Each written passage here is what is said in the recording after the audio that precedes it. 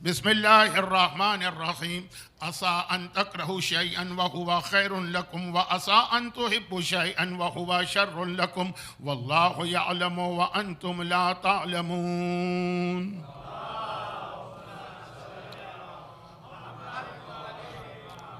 23rd of محرم 1447 ہجرہ، سجادیہ خمسے کی چوتھی مجلس ہے، اور کل یعنی ٹمارو نائٹ شہادت کی رات ہوگی، اس سلسلے کی آخری مجلس ہوگی۔ لیکن چونکہ شہادت کی رات کی مجلس ایک تو اس میں غم کا بیان زیادہ ہوتا ہے، اور مومنین ماتم بھی زیادہ کرنا چاہتے ہیں اور کرنا چاہیے، اور نیکسٹ ڈے ورکنگ ڈے بھی ہے، اور پھر شاید ایک سفرہ بھی یہاں پہ ہوتا ہے جس کی وجہ سے مجلس لیٹ شروع ہوگی۔ تو ساری باتوں کا خلاصہ یہ ہے کہ جو 4 ریزن ہیں، تو جو میری لاسٹ مجلس ہے اس کے اندر میں 1 گھنٹے سے زیادہ نہیں پڑھ سکوں گا، اور جو 3 دن سے ہر مجلس کے شروع میں 2-3 مسئلے آ رہے ہیں، وہ صرف آج آخری دن ہے، کل یہ نہیں ہو پائے گا۔ یہی جو 4 ریزن میں نے آپ کے سامنے رکھے، اور یہ بھی عرض کر دوں کہ پہلے دن میں نے 75 منٹ پڑھا، next day 80 minute, last night 85 minute.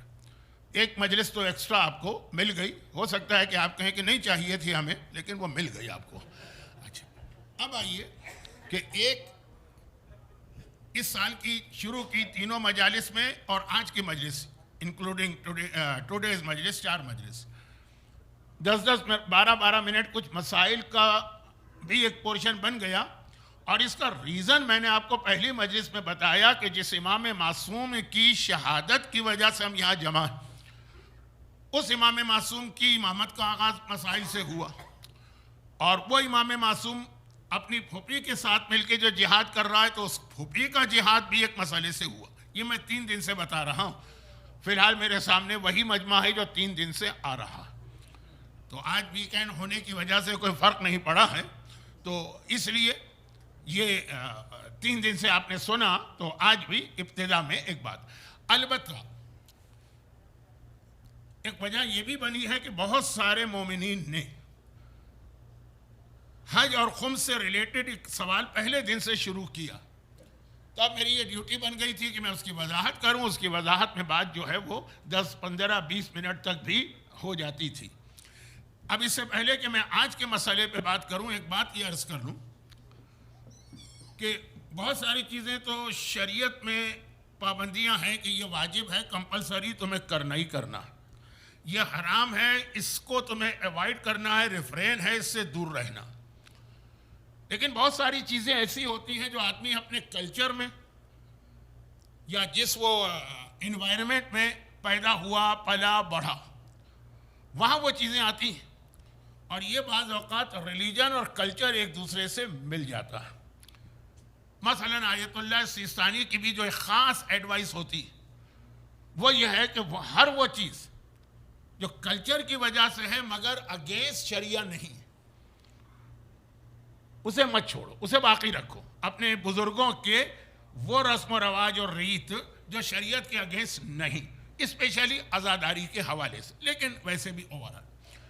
اچھا، اب یہ جو چیزیں ہوتی ہیں کلچر والی، اگر اس سے ہٹ کر کوئی بات ہو جائے تو ہم کو بہت عجیب لگتا ہے، آسانی سے اس کو ہماری عقل قبول نہیں کرتی، ہم اس کو ڈائجسٹ نہیں کر پاتے ہیں۔ لیکن چونکہ یہ کلچرل چیز ہے تو ایک علاقے میں ہے، دوسرے میں نہیں ہے، دوسرے میں ہے، تیسرے میں نہیں۔ جو حرام ہے تو سب جگہ حرام، شراب اگر حرام ہے تو انڈیا میں بھی حرام ہے، پاکستان میں بھی حرام ہے، گلف میں بھی حرام ہے، یورپ میں بھی حرام ہے، امریکہ میں بھی حرام، اس میں کوئی چینج نہیں ہوگی۔ حجاب اگر واجب ہے تو پوری دنیا میں واجب ہے، چاہے آپ مکے میں ہوں، چاہے مدینے میں ہوں، چاہے کربلا میں ہوں، چاہے نیو یارک کے اندر ہوں، چاہے ٹوکیو میں ہوں۔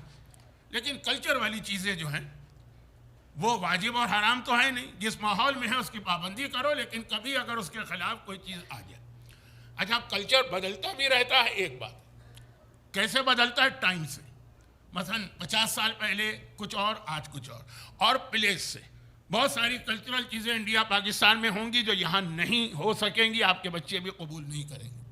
اب اس میں 2-3 چھوٹی مثالیں دے رہا ہوں کیونکہ جس مسئلے پر میں آ رہا ہوں وہ اتنا اہم مسئلہ ہے، لیکن جو آغا سیستانی کا فتویٰ ہے تو لوگ اسے آسانی سے قبول نہیں کرتے۔ اب میں 2-3 مثالیں دے دوں، جیسے عزاداری ہے۔ میرا تعلق ہندوستان کے جس علاقے سے ہے، اگرچہ میں نے وہ دیکھا بھی نہیں ہے، لیکن بہرحال گھر کے اندر بہت سی چیزیں اپنے بزرگوں سے، نانی سے، دادی سے، باپ سے، ماں سے ملتی، اس میں ہم لوگ 2 مہینے 8 دن مچھلی نہیں کھاتے۔ اب آج کل تو بہرحال میرا مسئلہ تو الگ ہو گیا کہ میڈیکلی کہا جاتا ہے کہ جی وہ ڈائیبیٹک ہے تو ریڈ میٹ نہ کھائیے اور ویک میں کم سے کم 2 دن 3 دن مچھلی ضرور کھائیے، لیکن جن کا یہ پرابلم نہیں بھی ہے تب بھی اب وہ 2 مہینے 8 دن مچھلی نہ کھائی جائے، ایسا نہیں رہا، ختم ہو گیا۔ جس علاقے کا میرا خاندان ہے وہاں بھی اب یہ چیز نہیں رہی، خود ہی چینج ہو گئی۔ 2 مہینے 8 دن مثلا ہمارے یہاں کی لیڈیز کوئی میک اپ نہیں کرتی تھی، جو شرعاً جائز ہے وہ بھی نہیں کرتی تھی، اب نہیں۔ 2 مہینے 8 دن تو نہیں، لیکن ایٹ لیسٹ شروع کے 12 دن محرم کے ہم لوگ بیڈ پہ نہیں سوتے تھے، زمین پہ سوتے تھے، اور جہاں پہ زمین پہ جگہ نہیں ہے تو وہ اس بیڈ کو جو چارپائی کہلاتی تھی الٹا کر کے اس پہ سوتے تھے، اب نہیں۔ اچھا، اب یہ کوئی شرعی چیزیں نہیں تھی، ایک کلچر تھا، ایک احترام تھا، ایک رسپیکٹ تھا۔ رسپیکٹ کا کنسیپٹ بھی ہر زمانے میں بدلتا ہے۔ یہ تو میں نے 2-3 باتیں کہیں، اس کے اندر جو تبدیلیاں اور چینج آئی ہیں کسی فتوے کی وجہ سے نہیں آئی، کسی مرجع کی وجہ سے نہیں آئی، خود بخود زمانہ بدلا تو بغیر کسی فتوے کے ہی لوگوں نے اس کو چینج کر دیا۔ تو چونکہ یہ شریعت کے اگینسٹ نہیں تھا تو جب لوگ فالو کر رہے تھے تب بھی غلط نہیں تھا، فالو نہیں کر رہے تب بھی غلط نہیں۔ اب میں اس کے 2 اور ایگزامپل دیتا ہوں۔ یہ تو ہو گئی آزاداری سے ریلیٹڈ، لیکن کلچر کی بات کر رہا ہوں۔ انڈیا اور پاکستان کے بہت سے مومنین، خاص طور پہ پاکستان کے، جب ہم لوگ سعودی عرب جاتے ہیں یا گلف میں جاتے ہیں، چاہے شارٹ وزٹ پہ جائیں، عمرے پہ گئے، حج پہ گئے، یا یہ کہ جاب کر رہے ہیں، تو وہاں کی لیڈیز ہماری لیڈیز سے اکثر ایک سوال کرتی ہیں جہاں پہ ذرا کچھ لیڈیز کا آنا جانا ہو جائے، عرب عورتوں سے انٹریکشن ہو جائے، خیریت تو ہے، کوئی دعا کی ضرورت ہے، ایسا لگ رہا ہے کہ آپ کے ہسبینڈ بہت بیمار ہیں یا یہ کہ بہت کمزور ہیں۔ نہیں بھائی، نہ بیمار ہیں نہ کمزور ہیں، ابھی وہ 100 میٹر کی ریس جیت کے آئے ہیں لاسٹ ویک۔ یہ سوال کیوں کیا؟ کہ بس انہوں نے ایک ہی شادی کی، دیٹ مینس کہ وہ سکھ ہیں یا بیمار ہیں یا بہت کمزور ہیں۔ ہم نے کہا کیا مطلب؟ کیونکہ عرب میں ہر ایک کی 2 شادیاں 3 شادیاں 4 شادیاں اتنی کامن ہیں کہ وہاں کی عورتوں کو اس پر حیرت ہوتی ہے کہ کوئی مرد ایک بیوی کے ساتھ کیسے زندگی گزارے۔ میں قانونی بات نہیں کر رہا ہوں، میں جو بات کر رہا ہوں وہ کلچر کی بات کر رہا ہوں۔ ان کو حیرت ہوتی ہے کہ آپ کے یہاں ایک بیوی کیوں ہے، عورتوں کو، مردوں کی بات نہیں ہو رہی ہے، عورتوں کو حیرت ہوتی ہے۔ اور ہمارے یہاں تو بیوی قتل کر دے شوہر کو اگر وہ دوسری شادی کرے، جب اس کا اختیار نہیں چلتا وہ الگ بات ہے۔ اردو کا ایک کہاوت ہے کہ مجبوری کا نام صبر ہے، مجبور ہو جاتی ہے، لیکن خوشی سے کوئی عورت قبول نہیں کرے گی۔ اب وہاں وہ قبول کیوں کرتی ہیں، ہمارے یہاں قبول کیوں نہیں کرتے؟ وہاں اس لیے قبول کرتے کہ اس بچی نے جو آنکھ کھول کے دیکھا تو وہ اپنی ماں کو دیکھا کہ اس کے ساتھ 2-3 اور اس کے باپ کی بیویاں ہیں، چچا کو دیکھا، ماموں کو دیکھا، دادا کو دیکھا، نانا کو دیکھا، ماحول ایسا کہ اس کی نگاہ میں یہ کوئی عجیب بات ہے ہی نہیں۔ لیکن ہمارے یہاں یہ کتنا بڑا مسئلہ ہے۔ اور میں یہ عرض کر دوں کہ شریعت میں جہاں پر مرد کو دوسری شادی کی اجازت ہے وہاں کنڈیشن ہی ایسی لگا دی کہ میرے حساب سے تو 99.99% دوسری شادی حرام ہے، غلط ہے۔ وہ کنڈیشن کو لوگ فالو نہیں کرتے ہیں۔ سورہ نساء کی آیت نمبر 4۔ میرا موضوع کوئی اور نہ ہو جائے اس لیے میں اس پہ تفصیلی بات نہیں کر رہا ہوں، موضوع چینج نہ ہو جائے، لیکن وہ جو سورہ نساء کی آیت ہے اس کے اندر جو کنڈیشن لگائی گئی ہے، لوگ آدھی بات پڑھتے ہیں آدھی بات چھوڑ دیتے ہیں۔ اچھا، اب یہ تو میں نے ایک مثال دی، دوسری ایک مثال سن لیجیے، اور یہ بڑی اہم مثال ہے، اور یہ والی وہ مثال ہے ابھی میں نے کہا کہ ہیں بہت سارے ایسے مرد ہیں جہاں قانونی رکاوٹ آ جائے تو مجبور ہے، قانونی رکاوٹ نہ ہو، کوئی لیگل پرابلم نہ ہو تو 2 شادیاں 3 شادیاں ہونے لگیں، 3 تو شاید زیادہ ہو جائے، ہمارے انڈیا پاکستان میں 2 تو ہوتی ہیں۔ لیکن جیسا میں نے کہا کہ اس کی کنڈیشن ایسی ہے کہ شاید 99.99% مردوں کو اجازت نہیں ملے، وہ اپنی مرضی چلا کے، ہوتا ہے نا بہت سے کام آدمی جو ہے وہ اپنے من سے کرتا ہے، لیکن اس کے اندر وہ شریعت کو استعمال کرتا ہے کہ جی وہ شریعت میں اجازت ہے، بھائی کنڈیشن دیکھو کب اجازت ہے، لیکن موضوع آج کا کچھ اور ہے۔ یہ میں مثالیں دے رہا تھا جس اصل مسئلے پہ جانے والا ہوں۔ دوسری مثال، اب دوسری مثال میں میرا اسٹانس بالکل الٹا ہے۔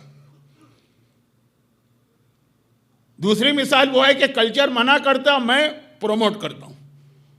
پہلی مثال میں لوگ کر رہے ہیں اور میں منع کر رہا ہوں، وہ اور اپنی طرف سے نہیں بلکہ جو کنڈیشن ہے اس کو آپ کے سامنے بہت شارٹ میں بیان کر کے کہ میں منع کر رہا ہوں۔ میں سے مطلب یہ ہے کہ میری جو نالج ہے مراجع کے فتوے کی روشنی۔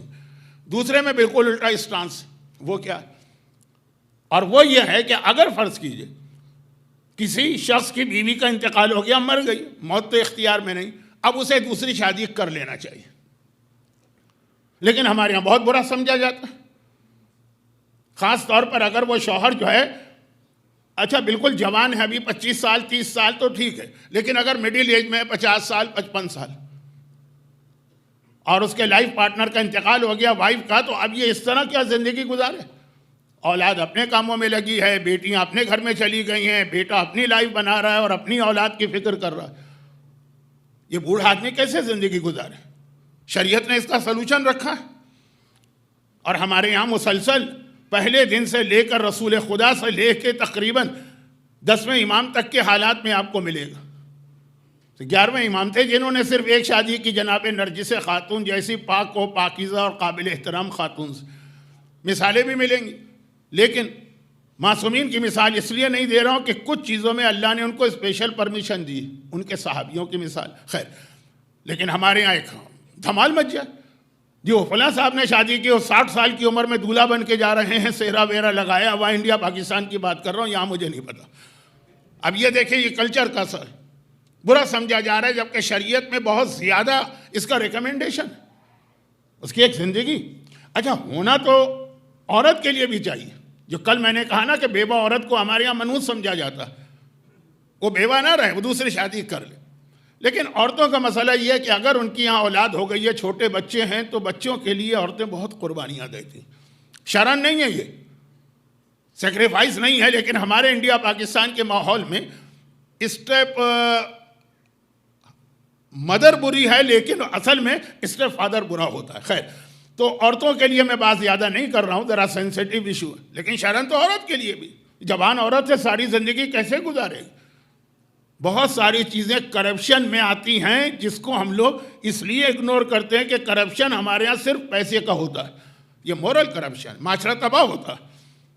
اور ہمارے پاس جو پیغمبر اسلام کی کئی شادیوں کا ریزن ہے، ون آف دا ریزن یہ ہے کہ جہاد میں اتنے مرد مارے جا رہے تھے، وہ ٹھیک ہے ان کی بیوائیں جو تھیں اپنے شوہر کی شہادت پہ خوش و مطمئن ہے، لیکن انسان کی کچھ نیچرل ریکوائرمنٹ بھی ہوتی ہیں، تو پیغمبر نے خود انہی ساری بیوہ عورتوں سے شادی کی تھی، میجورٹی جو ہے۔ اصل شادی پیغمبر کی شادی کے پرپس سے تو صرف حضرت خدیجہ سے ہوئی تھی، لیکن باقی ساری شادیاں تو یہ بتانا تھا معاشرے کو۔ اور پھر وہاں بڑی عجیب ایک آیت بھی آئی ہے قرآن کی، سورہ احزاب جو آپ عاشورے کے دن پڑھتے ہیں، عاشورے میں آپ سورہ احزاب پڑھتے ہیں، اس میں آیت بھی آئی ہے کہ اے حبیب تمہیں دوسری شادی کرنا، تم لوگوں سے کیوں ڈر رہے؟ اللہ کا رسول لوگوں سے ڈر رہا ہے، یہ قرآن کہہ رہا ہے تم ڈر رہے کہ لوگ کیا باتیں بتائیں، کرو شادی۔ زوجناکہا ایک لفظ ہے، لیکن ایک لفظ بڑا عجیب ہے یہ عربی کا، جس کے اندر جو پروناؤن ہوتے ہیں نا، first person, second person, third person, تینوں جمع ہو گئے۔ آپ مجھ سے بہتر انگریزی جانتے ہیں، گرامر میں نے pronoun first person, second, third, first person یعنی آئی، سیکنڈ پرسن یعنی یو، تھرڈ پرسن یعنی ہی۔ زوجناکہا، قرآن نے کہا ہم تمہاری اس عورت سے شادی کر رہے ہیں، فرسٹ پرسن ہم، کا تمہاری، یو، ہاں اس عورت سے، شی، قرآن نے کہا شادی ہم کر رہے ہیں، ہمت کرو، یہ لفظ ہمت کرو جو میں نے کہا ذرا انسلٹنگ لفظ، لیکن اس سے پہلے آیا تھا کہ ڈرو نہیں لوگوں سے کہ لوگ کیا باتیں بنائیں، ڈریے نہیں۔ اب بعض اوقات لوگ کہتے ہیں کہ یہ آدمی تو وفادار نہیں ہے اپنی بیوی کا، بھی بیوی مری ہے کفن بھی میلا نہیں ہوا دوسری شادی کر۔ وہاں ہمارے سامنے ایک ایسی حدیث آتی ہے جو پڑھی بہت جاتی ہے، سوچا نہیں جاتا۔ میں کوئی میرج یا میچ میکنگ کی ویب سائٹ نہیں چلاتا ہوں، میرا کوئی آفس نہیں ہے، میرے کوئی آرگنائزیشن نہیں ہے کہ آپ یہ نہ سمجھیں کہ میں جو ہوں یہ پروموشن کر رہا ہوں، میں تو شریعت کا مسئلہ بتا رہا ہوں۔ ہمارے ہاں حدیث بھی ایسی پڑھی جاتی ہے مسائل میں کہ اس سے زیادہ اسٹرانگ حدیث کیا آئے گی۔ دیکھیے عورتیں ویسے مجھ سے بہت ناراض رہتی ہیں، پوری دنیا کی عورتیں، یعنی اپنی مومنہ عورتوں کا اتفاق کہ یہ ممبر پہ جاتے ہیں بس ہم ہی کو سناتے رہتے ہیں اور ہم پر ہی ٹونٹنگ کرتے رہتے ہیں۔ اب اس میں تو اور ناراض ہو جائیں گی نا، لیکن ہمارے یہاں حدیث یہ پڑھی جاتی ہے اور بہت معتبر حدیث ہے مصائب۔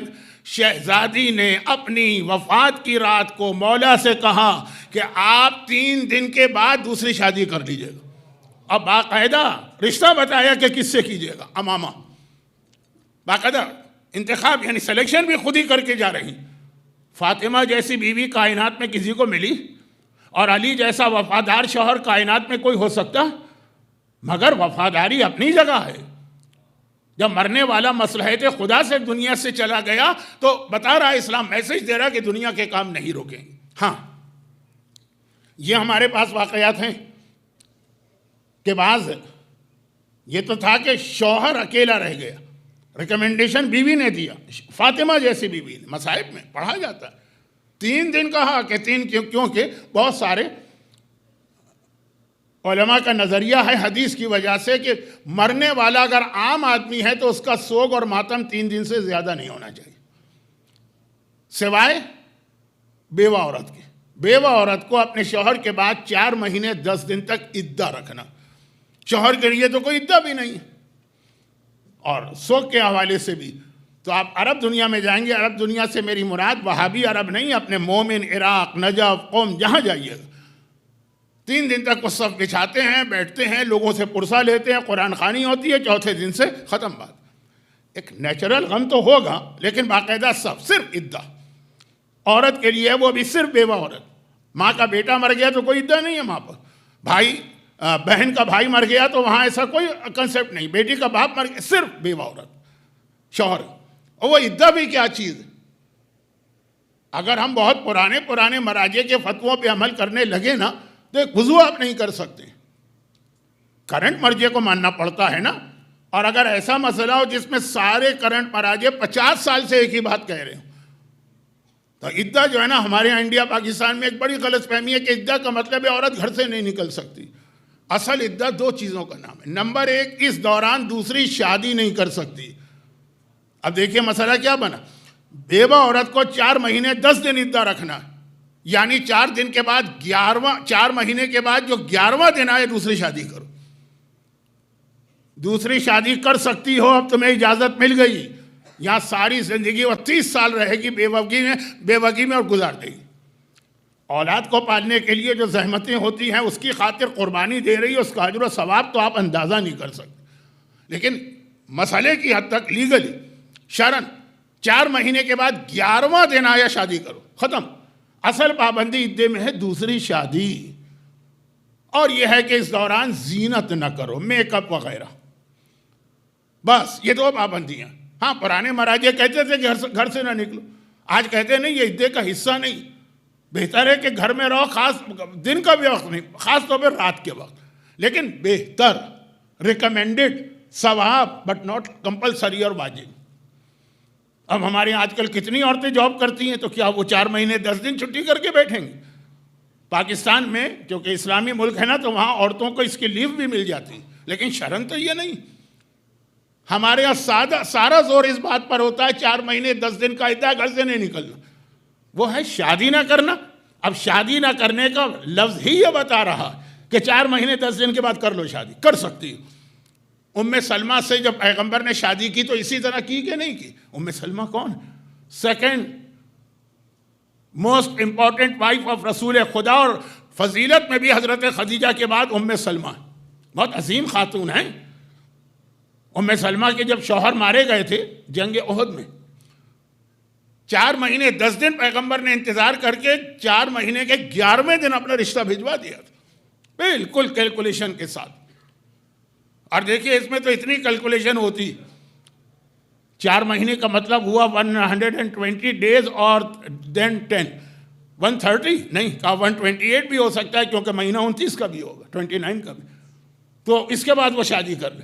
اب یہ میں بتا رہا ہوں کہ اس سے اندازہ ہوتا ہے کہ شرن یہ کوئی بری چیز نہیں. اصل عدہ یہ گھر سے نکلنا یہ اصل عدہ نہیں،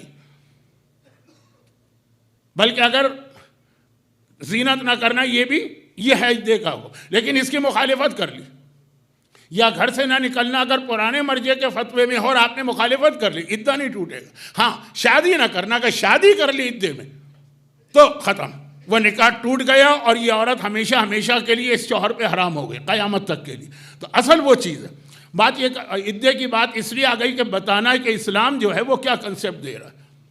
پھر بھی ہماری عورتیں بہت قربانی دیتی ہیں. ہمارا سلام ہو ان خواتین کو جو اپنی اولاد کی خاطر شادی نہیں کرتی. لیکن مردوں کے لیے یہ تنہائی کی زندگی شیطان کا گھر بن جاتی ہے، اور پھر یہ آدمی کچھ کر بھی نہیں سکتا اگر تھوڑا ریلیجس اور بلا وجہ. یعنی یہ روایت کا ایک لفظ میں بتا رہا ہوں، یہ ایک الگ موضوع ہے، میں کہاں پھنس گیا لیکن واپس آ رہا ہوں اصل بات پہ. میں تو خود پریشان ہوں کہ میں کہاں چلا گیا، لیکن واپس آ رہا ہوں. شاید شادی دوسری بیوی بڑے مزے کی بات ہوتی ہے تو آدمی کو خیال ہی نہیں رہتا. جیسے کوئی بہت اچھا کھانا اگر میرے سامنے رکھا ہو تو باوجود ڈائبیٹک پیشنٹ کے اور باوجود ڈائٹ کے کھاتے ہی چلا جاتا ہوں نا، وہ بعد میں اندازہ ہوتا ہے کیا غلطی کر گئے. تو شاید شادی ایسا ہی انٹرسٹنگ ٹاپک میرے لیے نہیں، آپ کے لیے، کیونکہ میں آپ کی اٹینشن دیکھ رہا ہوں. ایسا تو مجھے 3 دن میں مجمع نہیں ملا اٹینٹیو جتنا اس وقت مل رہا ہے ابھی تک جو بات ہوئی. خیر تو آ جائیے، بس یہ بات کو ختم کرنا ہے بات کو. وہ یہ کہ اب یہاں پہ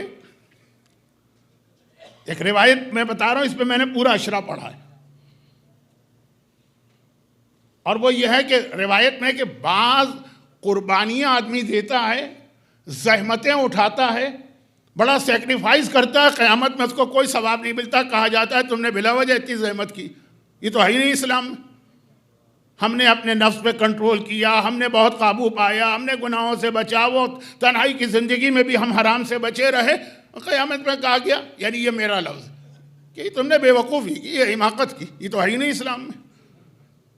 بہت سارے ہمارے ہاں کلچر میں بھی ایسی چیزیں آتی جو اسلام کہتا ہے یہ ہے ہی نہیں ہے، تو بلا وجہ کیوں زحمت اٹھا رہے. خیر اب میں اس کی تشریح میں جاؤں گا تو آج کا موضوع بھی رہ جائے گا اور اصل موضوع جو چل رہا ہے 3 دن سے.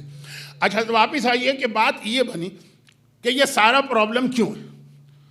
اس لیے کہ جس ماحول میں ہم پلے بڑھے، جو ہمارا ایٹماسفیئر تھا، جو ہمارا سراؤنڈنگ تھا، جہاں سے ہم بچپنا گزارا، جوانی گزاری، وہاں ہم نے یہی دیکھا کہ نہیں ہوتی مثلا شادی. بلکہ اگر کوئی شادی کرے 50 سال کی ایج میں جس کی بیوی مر گئی، کتنی ٹونٹنگ کی جاتی ہے، مذاق اڑایا جاتا ہے، لطیفے بنائے جاتے ہیں. آج کل کی زبان میں کیا کہیں گے، میمز بنائی جاتی ہیں. ایک لفظ میں نے سنا ہے، مجھے نہیں پتہ اس کا مطلب کیا. تو خیر کیونکہ ماحول نہیں تھا، لیکن شرعاً کوئی حرج نہیں. اچھا اب یہ میں نے کچھ مثالیں عزاداری کا کلچر بتایا، کچھ مثالیں اپنی جو سوشل لائف ہے اس کا کلچر بتایا. اور یہ بہت اہم چیز ہے سوشل لائف. میں نے کہا نا سورہ احزاب عاشور کے دن پڑھایا جاتا. عاشور 3 دن کی بھوک ہے، 3 دن کی پیاس ہے، جلتا سورج ہے، کٹتی گردنیں ہیں، لاشیں گر رہے ہیں، جہاد ہو رہا ہے، اور ہم قرآن کی آیت پڑھ رہے ہیں کہ اے رسول شادی کر لو، یہ شادی ہم نے کی، اور اپنے بیٹیوں سے یہ کہہ دو اور بیویوں سے کہہ دو، اور یہ عورت حرام ہے، یہ عورت حلال ہے. کس دن؟ عاشور کے دن. قیامت کا دن ہے، قیامت کا. اگر حسین کا مقصد نہ ہوتا تو شاید اس دن نماز پڑھنے کا دل بھی نہ چاہتا، اور وہاں یہ شادی بیاہ کے مسئلے ہم چھیڑ کے بیٹھ گئے. لیکن ہم نے نہیں چھیڑے. معصوم نے کہا کہ آج کے دن سورہ احزاب کی تلاوت کرنا. خیر تو واپس آ جائیے کہ نئی چیز. اب یہ آیت اللہ العظمیٰ غیث ثانی کا خمس کا مسئلہ بہت نیا لگتا ہے لوگوں کو، لیکن یہ نیا نہیں. اچھا یہ 2 مسئلے ساتھ ساتھ، ایک ہم نے زندگی بھر سنا ہوا ہے تو اس میں اتنا تعجب نہیں ہوتا کہ جس پر قرضہ ہو اس پر حج واجب نہیں.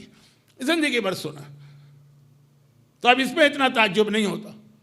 لیکن بتا دوں کہ سارے باقی جتنے مراجع آج کل ہیں جب میں کہہ دوں سارے مراجع تو غلط فہمی نہ ہو کہ 1400 سال کے سارے مراجع نہیں، ہمارے زمانے سے مطلب یہ ہے کہ اس میں مجھے بھی ملا لیجیے، یعنی 70 سے لے کے آج تک کے، جس میں آغا محسن حکیم بھی آ گئے، جس میں آغا خوئی بھی آ گئے، جس میں آغا گل پائگانی بھی آ گئے، اور آج کے وہ کہتے ہیں کہ قرضہ ہے تب بھی حج کر سکتے ہو، واجب نہیں ہے، کر لو گے تو وہ واجب حج ہو جائے گا۔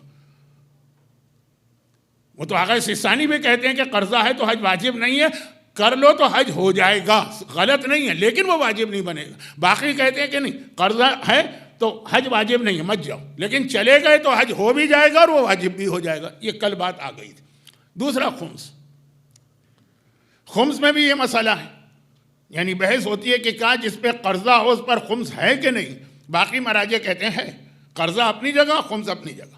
جو آپ کی ڈیٹ آف خمس ہے اس دن اگر آپ کے پاس 30,000 سیونگ ہے، ایک دن پہلے جا کے قرضے میں پیمنٹ کر دیجئے تو خمس نہیں ہے۔ کیوں نہیں ہے؟ کیونکہ آپ کے پاس کچھ ہے ہی نہیں، اب زیرو ہو گئے۔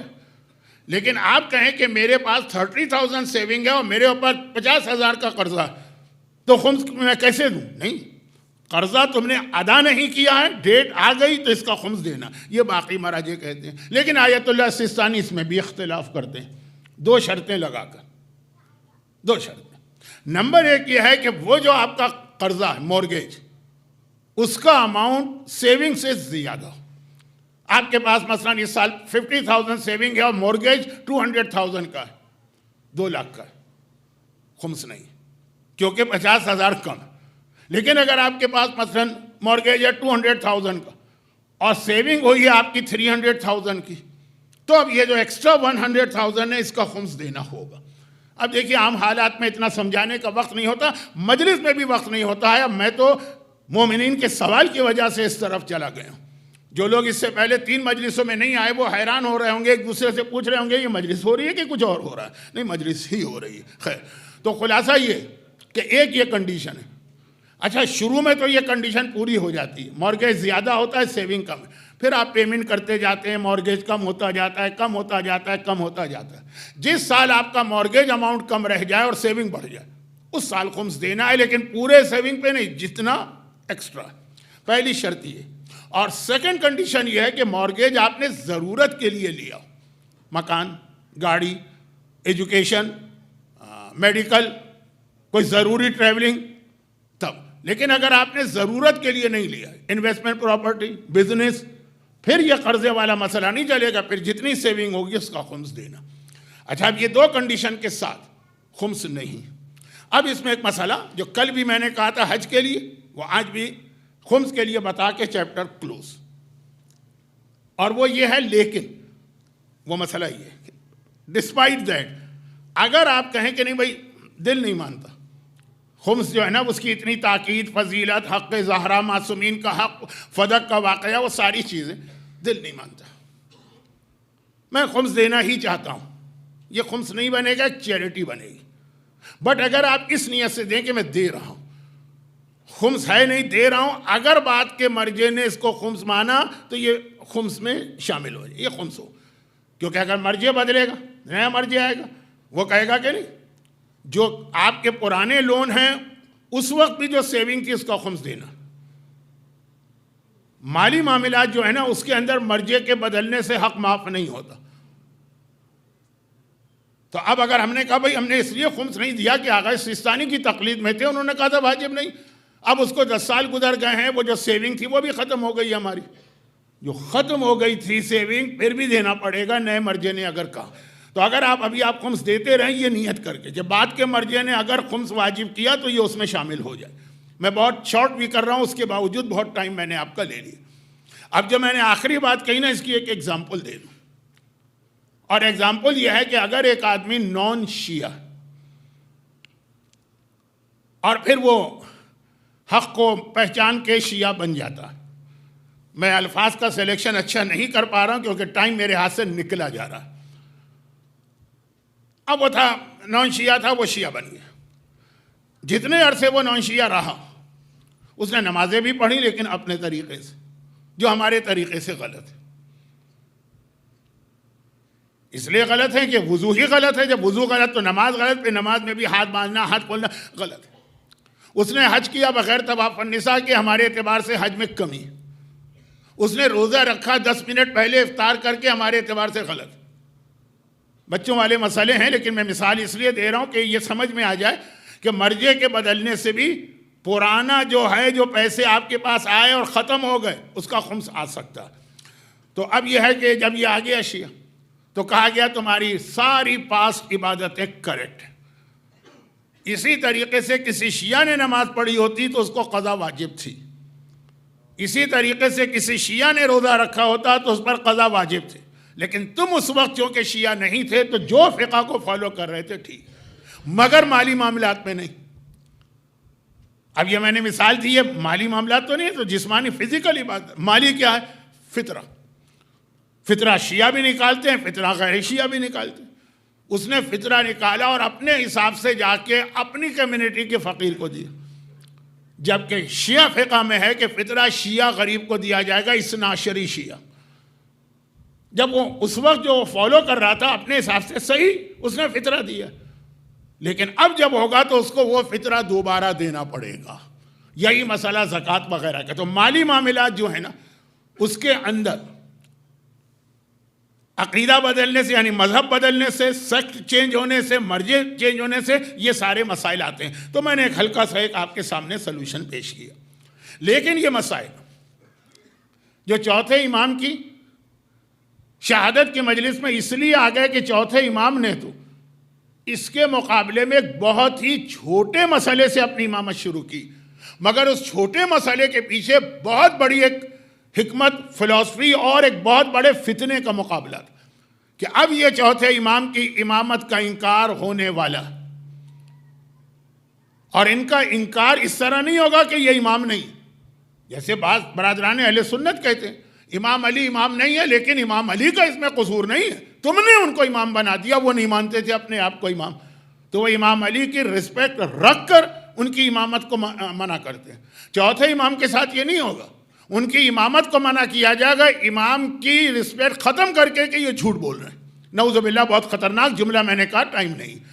تو اب اس کو روکنے کے لیے، اس فتنے کو روکنے کے لیے زینب کبریٰ کا وہ جملہ، یہ جو میں نے ابھی 1 منٹ آپ کا لیا نا، یہ کل کی مجلس کی سمری تھی. 1 منٹ میں سمری پیش کی. صرف اتنا سا کہہ دینا کہ بیٹا تم میرے زمانے کے امام.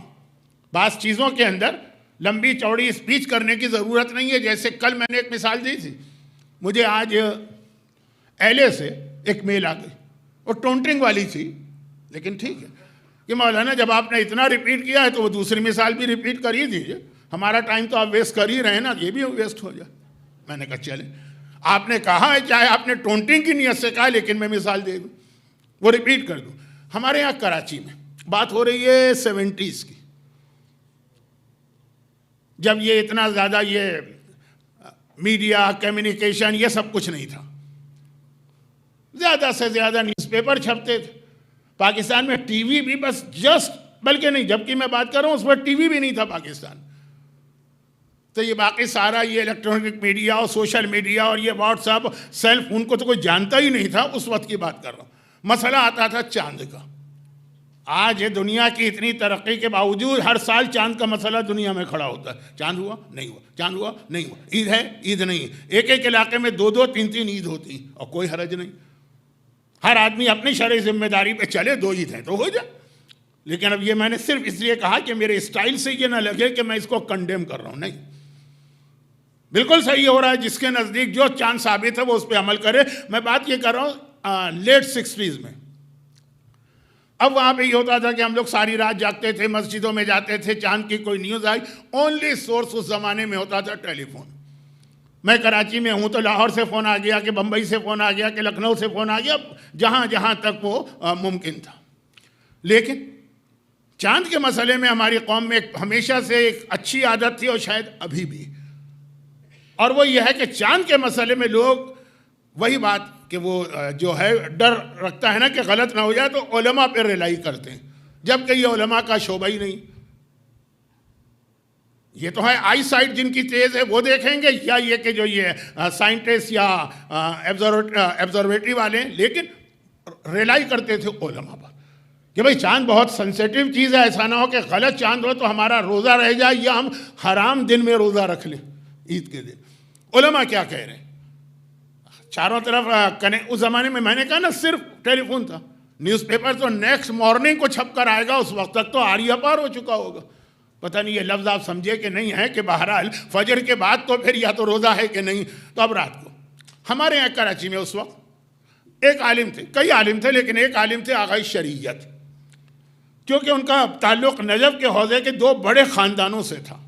وہ بیٹے تھے شیخ الشریعہ فتح اللہ اصفہانی کے کتنے عظیم مرجع آغا خوئی کے اہم ترین استاد، اور ان کے سسر تھے شیخ ضیاء الدین عراقی، کیا نام میں نے لے لیا، جو ذرا علمی دنیا کو جانتے ہیں، کیا عظیم شخصیت۔ تو ان کا بڑا احترام تھا ان کے بیٹے کا، جو داماد کا، جو کراچی میں سیٹل تھے۔ اب یہ تھا کہ چاند ہوا نہیں ہوا کہ نہیں ہوا، لوگ جا رہے ہیں پوچھ رہے ہیں، یہ کر رہے ہیں وہ کر رہے ہیں، ان کا ایک طریقہ تھا۔ کراچی میں بھی ایک خواجہ مسجد ہے، جیسے بمبئی میں ڈونگری میں ہے نا، اور بالکل مین روڈ پر ہے، تو وہ فجر کے بعد اس سڑک پہ گاڑی میں بیٹھ کے نکلتے تھے، کار بہت سلو اسپیڈ سے، اور منہ میں سگریٹ ہوتی تھی، سگریٹ پیتے ہوئے جاتے تھے۔ اب وہ لوگوں نے سگریٹ پیتے دیکھا، سمجھ گیا چاند ہو گیا۔ اب کوئی کچھ نہیں پوچھتا، نہ ان کا دماغ کھا رہا ہے، نہ ان کو فون کر رہا ہے، نہ ان کے گھر جا رہا ہے، سگریٹ پیتے ہوئے جا رہے ہیں۔ یہ فجر کے بعد دیٹ مینس کہ آج عید کا دن ہے، تبھی تو سگریٹ پی رہے ہیں، کچھ کہنے کی ضرورت نہیں۔ یہ طریقہ تھا، ایک عام سا طریقہ، بہت زیادہ یہ طریقہ مفید اور کام والا تھا کہ کچھ تفصیل کی ضرورت نہیں۔ اچھا، اب یہ اسموکنگ آج کل تو بہت بڑی لابی بن گئی، لیکن 60s میں 70s میں اسموکنگ ایک عام چیز تھی۔ عراق میں آج بھی اسموکنگ اتنی رائج ہے کہ ہماری عورتیں بھی وہاں اسموکنگ کرتی ہیں، ہماری سے مطلب عراقی عورتیں۔ خیر، تو اب یہ ایک پہچان تھی۔ یہ بہت میں نے لائٹر وے میں ایک مثال دی جو بالکل صحیح، ٹرو، 100% سچی مثال ہے۔ وہی اسی طرح کل جو میں نے کہا، بادشاہ مر گیا تو اس کے بیٹے سے آ کے صرف اتنا کہیں گے، بیٹا مر گیا تو باپ سے آ کر کہیں گے کہ ایسا جنازہ آپ کو پڑھنا ہے جس کے ولی آپ۔ تو اتنا سا جملہ کہ تو امام وقت ہے، یہاں سے چوتھے امام کی امامت پر ہونے والا سب سے بڑا اٹیک ختم ہو گیا۔ نہ ماننے والے تو پھر بھی نہیں مانیں گے، لیکن بہت چھوٹا سا فرقہ بنا واقفیہ، ورنہ یہ بہت بڑا بنتا۔ اور پھر جو رہی صحیح کسر پوری ہو گئی وہ محمد حنفیہ کے اس معجزے سے۔ اور یہاں پہ ایک بات میں ضمناً بتا دوں، کیونکہ بہت سی روایتوں میں اس قسم کے واقعات آتے ہیں کہ اہل بیت کے گھرانے میں بعض اوقات دو بالکل صحیح پرسنالٹیز کے جھگڑے سامنے آتے ہیں۔ ایک تو ہوتا ہے کبھی غلط پرسنالٹی ہو، جیسے اسماعیلی اور بوری فرقہ جس آدمی سے چلا، وہ بھی تو اہل بیت کا ہی ایک فرد تھا، ساتویں امام سے لڑا وہ، لیکن جو بالکل صحیح لوگ، جیسے محمد حنفیہ چچا ہیں، چوتھے امام بھتیجے ہیں، اور دونوں بالکل، اب امام کے بارے میں تو یہ لفظ کہنا ہی توہین۔ پھر یہ جو جھگڑا ہوا، اور اتنا کہ پبلک میں ڈسپیوٹ گیا، حجر اسود کے سامنے دونوں نے 2 رکعت نماز پڑھی۔ آپ لوگ عمرہ کرتے ہیں یا حج کرتے ہیں نا، تو میں تو جب آپ کے گروپ کو لے جاتا ہوں جب کبھی، تو وہاں دعائیں پڑھاتا ہوں نا حجر اسود کی، اور آپ ضرور پڑھتے ہوں گے چاہے اکیلے جائیں، وہ جو دعائیں ہیں طواف کی، اس میں حجر اسود کی دعا پہ کبھی غور کیجیے۔ آپ کو پتہ ہے کہ وہاں پہ تو اتنا ٹائم ہوتا نہیں۔ آج کل تو سعودی اتھارٹیز کسی کو نہ دعا پڑھنے دیں کہ دعا پڑھو، رک نہیں سکتے، ہر ایک کہہ کے بھگاتے ہیں۔ بڑا مشکل ہو جاتا ہے کہ ورنہ پہلے تو بہت آسانی ہوتی، میں وہاں روک کے دعا پڑھ کے اس کا ترجمہ سنا کے اس دعا کی تھوڑی تشریح کرتا، اور وہ دعا کیا ہے جو حجر اسود کو دیکھ کے پڑھی جاتی ہے کہ اے خدا میں یہاں پہ آیا ہوں، نہیں خدا نہیں، اے حجر اسود، اے حجر اسود، یہ دعا حجر اسود سے بات ہو رہی ہے، میں یہاں پہ آیا ہوں لتشہد لی بالموافات، تاکہ تو میرا گواہ بنے قیامت کے دن کہ میں نے اپنا عہد پورا کیا ہے۔ 2 باتیں، کون سا عہد؟ حجر اسود سے آپ کہہ رہے ہیں، اللہ سے نہیں کہہ رہے ہیں، امام سے نہیں کہہ رہے ہیں، پتھر سے۔ اور یہ کہ تو گواہ بنے، پتھر سے آپ کہہ رہے ہیں۔ وہ جو روایت پھر آتی ہے کہ حجر اسود اصل میں ایک فرشتہ تھا، جب خدا نے ہماری روحیں پیدا کی اور ہم سے یہ سوال کیا الستو بربکم، کیا میں تمہارا رب نہیں ہوں، جنہوں نے گواہی دی کہ اے اللہ تو میرا رب ہے، ان کی گواہی اللہ نے اس فرشتے کے حوالے کی، اور یہ فرشتہ جو ہے مکے کے خانہ کعبہ کے اہم کارنر پر بیٹھا ہوا، جب ہم وہاں جاتے ہیں کہتے ہیں کہ اے حجر اسود تو گواہ ہے نا کہ ہم اپنی گواہی پوری کر رہے ہیں. یہاں پہ آئے ہیں یعنی اللہ کو رب مان کے آ رہے ہیں نا, سوئٹزرلینڈ کی طرح گھومنے تو نہیں آ رہے ہیں نا. تو حجر اسود باقاعدہ فرشتہ ہے, گواہ ہے. اس کے پاس جب ہم روحوں میں تھے اس وقت سے ہمارا عہد محفوظ ہے. پہلے سمجھانا مشکل ہوتا تھا نوجوانوں کو جب ہم حجر اسود کے پاس لے جاتے تھے, مولانا کیا بات کر رہے ہیں, یہ پتھر اس میں. اب آج کل چپ اور مائکرو چپ اور کیا چپ, کتنا ڈاٹا ایک چھوٹی سی چپ میں جمع ہو جاتا. لوگ کہتے ہیں نا آدم سے لے کے قیامت تک کے انسانوں کا ڈاٹا اس حجر اسود میں ہے. اب آج کل دیکھیے کتنا آسان ہو گیا سمجھانا. تو خلاصہ یہ ہے کہ حجر اسود گواہ بنتا. تو جا کے اس وقت پہلے تو محمد حنفیہ نے 2 رکعت نماز پڑھی, کہا اے حجر اسود کیا تو گواہی دے رہا کہ میں امام؟ خاموش رہا. پھر چوتھے امام نے 2 رکعت نماز پڑھی اور کہا اے حجر اسود تو ہر ایک کا گواہ بنتا ہے. یہ جملہ ہے اس کے اندر, اور تیرے پاس ہر ایک کا عہد محفوظ ہے. تو کیا تو میری امامت کی گواہی دیتا ہے؟ حجر اسود نے 2 جملے کہے, ایک چوتھے امام سے کہ اے میرے امام معصوم میں آپ کی امامت کی گواہی دیتا ہوں. دوسرا یہ کہا اے علی کے بیٹے محمد, یعنی محمد حنفیہ مولا کے بیٹے ہیں نا, اپنی امامت کے دعوے کو واپس لے کر اس امام کی اطاعت کر. تو امام کی امامت کی گواہی دی, اور جو امام کے سامنے تھا اسے ایک طرح سے وارننگ دی کہ اپنی امامت واپس لے لو اور ان کی امامت کو مانو. لیکن ایک سوال یہ کہ محمد حنفیہ اور ان کا جو جھگڑا, اور ایسے اور 2-3 جھگڑے آپ کو آگے ملیں گے اہل بیت میں. کسی نے امام معصوم سے پوچھا کہ مولا اس قسم کی روایت محمد حنفیہ کے اسٹیٹس کو ختم کر رہی, اس سے تو یہ لگتا ہے کہ ٹیمپریری صحیح وہ ہے, حق کے راستے سے ہٹ گئے تھے. امام نے کہا نہیں. کیا تم نے قرآن میں سورہ صاد میں نہیں پڑھا واقعہ؟ سورہ صاد قرآن کریم کا سورہ نمبر 38. اس کے پہلے 2 سورے ہیں, یہ بہت اہم ہیں. 36 نمبر کا یاسین ہے, ہم لوگ پڑھتے ہیں, لیکن یاسین کے فوراً بعد 37 سورہ صافات. اور امام معصوم کا بہت سخت حکم ہے کہ مرنے والے کے سرہانے یہ سورہ ضرور پڑھو. ہمارے یہاں بالکل اس کو اگنور کیا جاتا ہے کیونکہ یہ ذرا لمبا سورہ, لیکن مرنے والے کے سرہانے سورہ یاسین سے زیادہ اہمیت اس سورے کی. خود چھٹے امام کی حدیث ہے نا, جب ان کے بڑے بیٹے اسماعیل دنیا سے جا رہے تھے, جن کے بیٹے نے یہ اسماعیلی اور بوری مذہب کا چکر چلایا, لیکن اسماعیل خود جب دنیا سے جا رہے تھے تو امام معصوم نے راوی سے کہا بیٹھو میرے بیٹے کے سرانے سورہ صافات کی تلاوت کرو. بہت ہی مشہور معتبر حدیث. اس کے بعد سورہ صاد, اس میں حضرت داؤد کا واقعہ کہ حضرت داؤد نے ایک دفعہ فیصلہ کرنے میں غلطی کر دی. گناہ کی حد تک نہیں, اس کو کہتے ہیں نبی کا ترک اولا, کچھ ایسے کام جو نبی کی شان کے خلاف.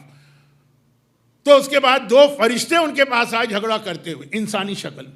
یہ قرآنی واقعہ ہے, قرآن کا واقعہ ہے اور اہل بیت کا ورژن ہے. قرآن یہ کہتا ہے کہ داؤد سے خطا ہو گئی, حرام والی نہیں, گناہ والی نہیں.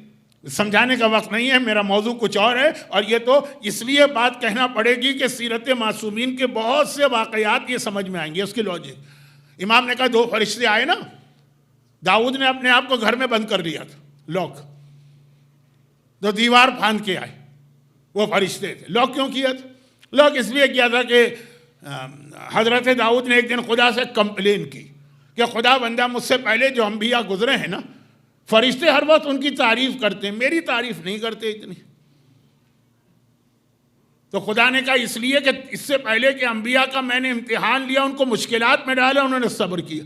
تمہارا امتحان اب تک نہیں لیا, تمہیں اتنی بڑی حکومت دی, تم شکر کرتے ہو, لیکن صبر. کہا خدا بندہ میرا بھی امتحان لے. بہت لمبا واقعہ ہے, حضرت داؤد کے حالات آج نہیں بتانا ہے. تو خلاصہ یہ ہے کہ خدا نے کہا امتحان لوں گا میں, اور کہا دیکھو ایک فرق کے ساتھ امتحان لوں گا. پرانے نبی کا امتحان لیتا تھا بغیر بتائے, تمہارا امتحان لے رہا ہوں, دن بتا رہا ہوں کہ اس دن تمہارا امتحان ہوگا. پہلے سے حضرت داؤد نے اس دن اپنے آپ کو گھر میں بند کر کے سارے دروازے لاک کر لی. تب یہ 2 فرشتے آئے. اس کو فرشتے اسی لیے روایت میں کہا گیا کہ پورے بند گھر کے اندر ان کا انٹر ہونا. بہت لمبی بات ہے, اور لمبی بات کیوں ہو گئی؟ اس واقعے کی وجہ سے. آنے کے بعد دونوں نے اپنا کیس پیش کیا. وہ بہت مشہور واقعہ. ایک نے کہا کہ یہ میرا بھائی ہے, میرے پاس 99 بھیڑیں ہیں. نہیں, میرے پاس 1 بھیڑ ہے, اس کے پاس 99 ہے, اور یہ مجھ سے کہتا ہے یہ ایک بھی مجھے دے دو. تو حضرت داؤد نے کہا یہ غلط کہہ رہا, فیصلہ کر دیا یہ غلط کہہ رہا ہے، دونوں چلے گئے۔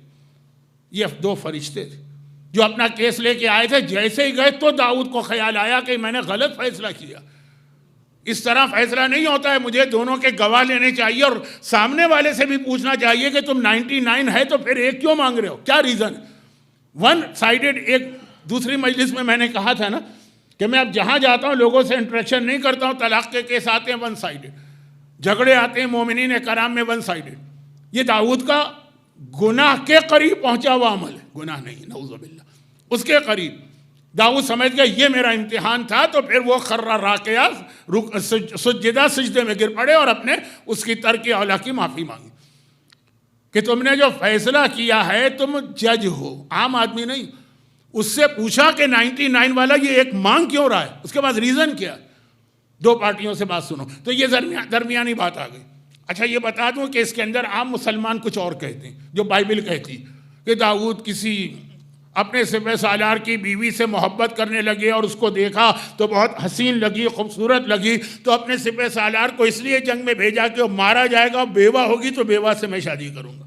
یہ کہانی۔ امام نے کہا اگر میرے سامنے کوئی یہ بات کہے داؤد کے بارے میں تو میں اسے کوڑوں کی سزا دوں گا۔ نبی خدا پہ یہ تہمت کہ ایک عورت کی محبت میں مبتلا ہو کے اس کے شوہر کے قتل کی بات کر رہے ہیں، تو خیر اس میں پھر یہ تفصیل امام نے بتائی کہ اصل یہ مسئلہ، تو اس میں یہ ہے کہ آخر میں داؤد کو غلطی کا احساس ہوا کہ میں نے اپنے سپہ سالار کو بلا وجہ قتل کروا دیا، چنانچہ وہ توبہ کر رہے ہیں۔ میں نے کہا قطعاً نہیں، توبہ اس لیے کر رہے ہیں کہ فیصلے میں غلطی ہو، لیکن مسئلہ غلطی اور فیصلے کا نہیں، مسئلہ ایک فارمولہ۔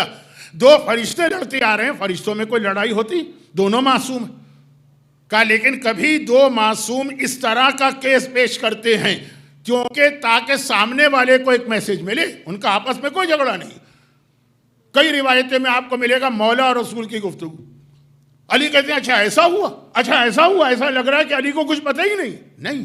یہ ایک وے آف کمیونیکیشن، جیسے آج کل ڈرامے کیے جاتے ہیں نا، اس میں بہت سے میسج دیے جاتے ہیں، دو کیریکٹر ایک دوسرے سے بات کر رہے ہیں، میسج سامنے سننے والوں کو میسج جا رہا ہے آڈینس کو، تو فرشتے اسی طرح چچا اور بھتیجے کا جھگڑا تھا۔ یہ دو معاملے کے بعد چوتھے امام کی امامت کا سارا مسئلہ جو تھا وہ ختم ہو گیا۔ اب چوتھے امام کا اصلی جہاد شروع ہوا۔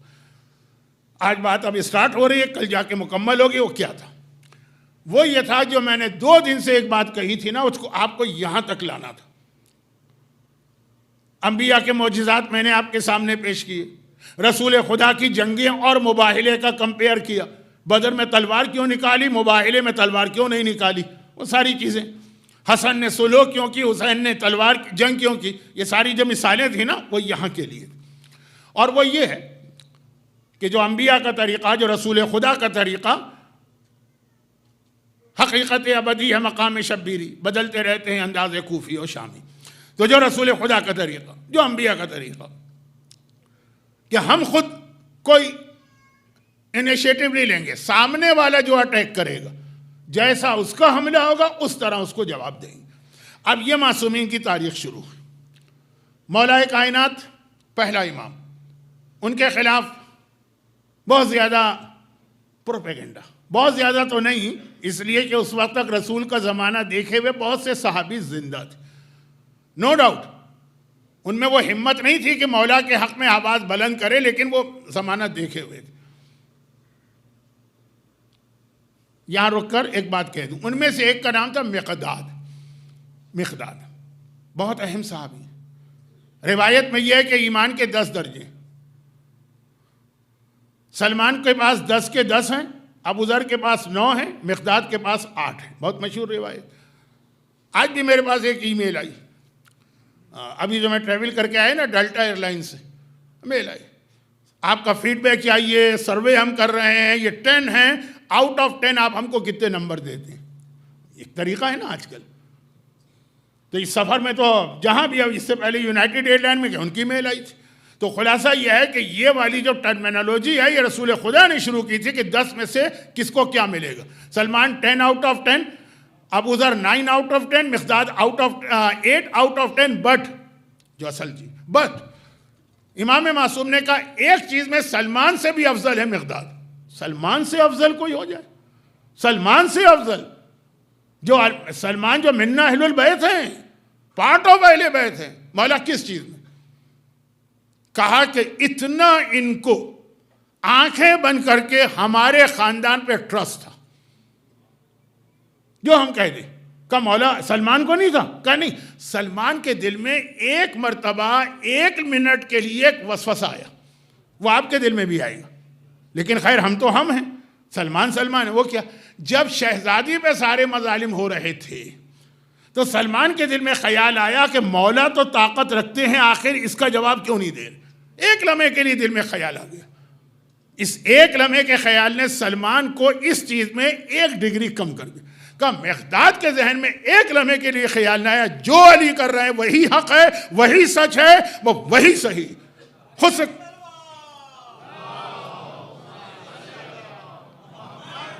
سے نہیں سوچنا ہے، جو علی نے کیا بس صحیح کیا. سلمان کے دل میں ایک وسوسہ آ گیا جو ہمارے ذہن میں بھی کبھی آ جاتا ہے کہ علی صاحب ذوالفقار، فاتح بدر و خیبر و حنین، وہ یہ مظالم پہ خاص طور پر اپنے گھر کی عورتوں پہ، بیوی پہ ظلم ہو. بیوی بھی کوئی عام عورت نہیں ہے، سیدہ کائنات ہے، وہ خاموش کیوں؟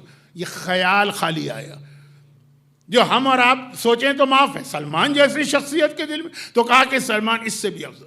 مقداد اس معاملے میں کہ امام پہ اتنا ٹرسٹ، ذرا سلمان سے آگے نکل گئے. یہ اہم ترین صحابی ہیں. تو ان کا وہ جملہ ہے جس کے لیے میں سورہ بقرہ کی آیت نمبر 216 4 دن سے تلاوت کر رہا ہوں کہ کبھی تمہیں کوئی چیز اچھی لگتی ہے وہ بری ہوتی ہے، بری لگتی ہے وہ اچھی ہوتی ہے. ابھی میں آتا ہوں. اور یہ وہی ہیں جو چونکہ آج کی مجلس کے شروع میں کچھ باتیں آ گئی تھیں نا، یہ وہی ہیں جن کی شادی کا مسئلہ تھا. جوان تھے، طاقتور تھے، شادی کی ایج ہو گئی تھی، شادی نہیں کی. تو عبد الرحمن ابن عوف، دشمنان اہل بیت میں ایک، خطبہ شقشقیہ خطبہ نمبر 3 ہے، جا کے دیکھیے عبد الرحمن ابن عوف کے بارے میں مولا نے کیا کہا. دوسرے خلیفہ نے اپنے زخمی ہونے کے بعد ایک کمیٹی بنائی تھی نا جو طے کرے گی تیسرا خلیفہ کون ہے، اس میں عبد الرحمن ابن عوف کو رکھا تھا. مولا نے نام سنتے ہی کہا کہ اس کا نام بتا رہا ہے کہ مجھے خلافت نہیں ملنا چاہیے بھی نہیں، لیکن وہ جو کمیٹی بنائی ہے نا اس کے اندر جو لوگ انکلوڈ کیے گئے ہیں عبد الرحمن ابن عوف بھی. خیر ایک دن کہنے لگے مقداد سے کہ مقداد تم جوان ہو، طاقتور ہو، صحت مند ہو، شادی کیوں نہیں کرتے؟ تو کہا اپنی بہن سے میری شادی کر دو. وہ تو آگ بگولا ہوگا. عربوں کے اندر ٹرائبل سسٹم ہے، ہم تو بڑے خاندان کے ہیں، ہم کیسے شادی کریں؟ تو بھاگو یہاں سے، میں اپنی بہن تمہیں دوں گا. سلمان رسول خدا کے پاس آیا، چہرہ اترا ہوا ہے. کیا بات ہے مقداد، کیا بات ہے مقداد؟ کہا یا رسول اللہ خود ہی اس نے کہا کہ شادی کیوں نہیں کرتے، میں نے جب اس کی بہن کا رشتہ دیا تو یہ بدتمیزی کے ساتھ نکال دی. پیغمبر نے کہا مقداد فکر نہ کرو، اس نے اپنی بہن نہیں دی، میں اپنی بہن تمہیں دیتا ہوں. اب پیغمبر کی کوئی سگی بہن تو تھی نہیں، فرسٹ کزن پیغمبر کی ایک پھوپھی ہیں جناب صفیہ. جب جنت البقیع میں ہم لوگ آرام سے جاتے تھے، یاد کیجئے، تو وہاں پہ جیسے ہی انٹر ہوں گے لیفٹ سائڈ پہ بالکل آخر میں 3 قبریں چھوٹی سی باؤنڈری میں تھیں. ایک جناب ام البنین کی تھی جس کی وجہ سے ہم لوگ تڑپ کے جاتے تھے، اس کے برابر جناب صفیہ کی قبر تھی. آج بھی ہم جب باہر سے زیارت پڑھتے ہیں تو زیارت پڑھتے ہیں رسول کی پھوپھیاں جناب صفیہ. اور ان کے حوالے سے بھی ایک بہت اہم میسج بن رہا ہے، لیکن آج نہیں، شاید کل بتاؤں. جناب صفیہ، ان کی شادی، یہ پیغمبر کی پھوپھی، ان کی بیٹی. تو خیر خلاصہ یہ پیغمبر نے کہا کہ اس نے اپنی بہن نہیں دی، میں اپنی بہن دیتا ہوں. اتنا پیغمبر کو ان کا خیال تھا، شادی تو ہو گئی. فرسٹ کزن نے جا کے کمپلین کی رسول خدا سے کہ آپ نے شادی کی، میں راضی تو ہوں لیکن مقداد کے گھر میں کھانے کو کچھ نہیں. بہت ہی غریب تھے. عورت کہاں تک صبر کرے، حد ہوتی ہے ہر چیز کی. ماشاءاللہ 2 4 4 6 6 10 10 ڈیری کوئن رکھنے والوں کی سمجھ میں یہ بات نہیں آئے گی، لیکن واقعاً روٹیوں کے لالے پڑے. پیغمبر نے مقداد کو بلایا کہ مقداد تم نے اپنی حالت نہیں بتائی. اچھا معلوم سب ہوتا ہے لیکن ظاہری طور پہ. کہا یا رسول اللہ میں پوری کوشش کرتا ہوں لیکن اتنے پیسے بھی نہیں ہوتے کہ ایک وقت کا کھانا میں اپنے اور اپنی فیملی کو دے سکوں. پیغمبر نے کہا مجھ سے کیوں نہیں کہا؟ تم یہ آیت کی تلاوت روز فجر کے بعد شروع کر دو، ما شاء اللہ ولا قوت الا باللہ. یہ آیت ہے سورہ کہف کی جو آقا حسین نے کٹے ہوئے سر پہ تلاوت کیا تھا. لیکن یہ وہ آیت ہے جو اس حدیث میں بھی ہے جو چھٹے امام نے کہا کہ مجھے حیرت ہے کہ مومن یہ آیت کیوں نہیں پڑھتا اور رزق کی کمپلین کرتا ہے. اور یہ آیت اس حدیث میں بھی ہے جو امام زمانہ نے ایک مومن کو ہر پریشانی کا حل بتایا تھا. بہت مشہور واقعہ پڑھا جاتا ہے نا. امام زمانہ نے جو ایک حل بتایا تھا, جو بہت پریشان تھے, ایک مومن مرنے کی حالت تھی, یہ آیت. لیکن سب سے پہلے رسول خدا نے کہا سلمان مقداد کیوں نہیں پڑھتے ہو؟ کہا یا رسول اللہ مجھے شرم آ رہی تھی کہ میں آپ سے کیا کمپلین کروں اپنی غربت کی. شرم کیوں آ رہی تھی؟ کیونکہ مدینے کے حالات اس وقت ایسے تھے کہ عام لوگ اپنے پیٹ پہ ایک پتھر باندھتے تھے, رسول خدا 2 پتھر باندھتے. ایسے ہی اتنے پرابلم ہے, رسول کو جنگوں کا انتظام کرنا ہے, پیسے چاہیے اور میں اپنا پرابلم لے کے جاؤں. لیکن چونکہ فرسٹ کزن کے ذریعے سے اطلاع مل گئی. آپ کو بھی ہوتا ہوگا نا؟ نہیں آپ تو خیر ڈیری کوئن والے تو, لیکن جہاں باقی کئی جگہ ہوتا ہے, لوگ آتے ہیں مولانا آپ نے ہماری شادی فلان جگہ کرا دی, اس کے بعد تو کچھ ہے ہی نہیں کھانے کو. کمپلین کرتے ہیں نا جو بیچ میں شادی کراتا. کتنی بڑی عبادت. حج میں 1-2 دعائیں بہت زیادہ پڑھی جاتی. ایک وہ جو میں نے کہا تھا کہ میں آخری مجلس میں بتاؤں گا, ایک یہ سن لی, یہ دعا اللہم اذلنی یوم لا ظل الا ظل عرشک. اے خدا جس دن تیرے عرش کے علاوہ کہیں شیڈو اور سایہ نہیں ہوگا, اس دن اپنے عرش کے نیچے مجھے جگہ دینا. وہ کون سا دن ہے؟ کون سا دن جہاں سوائے عرش خدا کے کوئی سایہ نہیں, کھلے میدان میں آپ کھڑے. اس میں 7ویں امام کی حدیث ہے کہ 3 ایسے لوگ ہیں جنہیں اللہ خاص بلا کے مجمع میں سے, مجمع ہے نا آدم سے قیامت تک کے لوگ ہیں, وہ اس دھوپ میں کھڑے اور بلایا جائے گا. دھوپ بھی یہ والی دھوپ نہیں, اردو میں ایک لفظ ہوتا ہے کہ سورج صرف 1.25 نیزے پہ آئے گا. 1.25 نیزہ کتنا؟ یہ بالکل سر کے اوپر. اور بلایا جائے گا کہ تم آؤ, آرام سے بیٹھو یہاں عرش کے نیچے.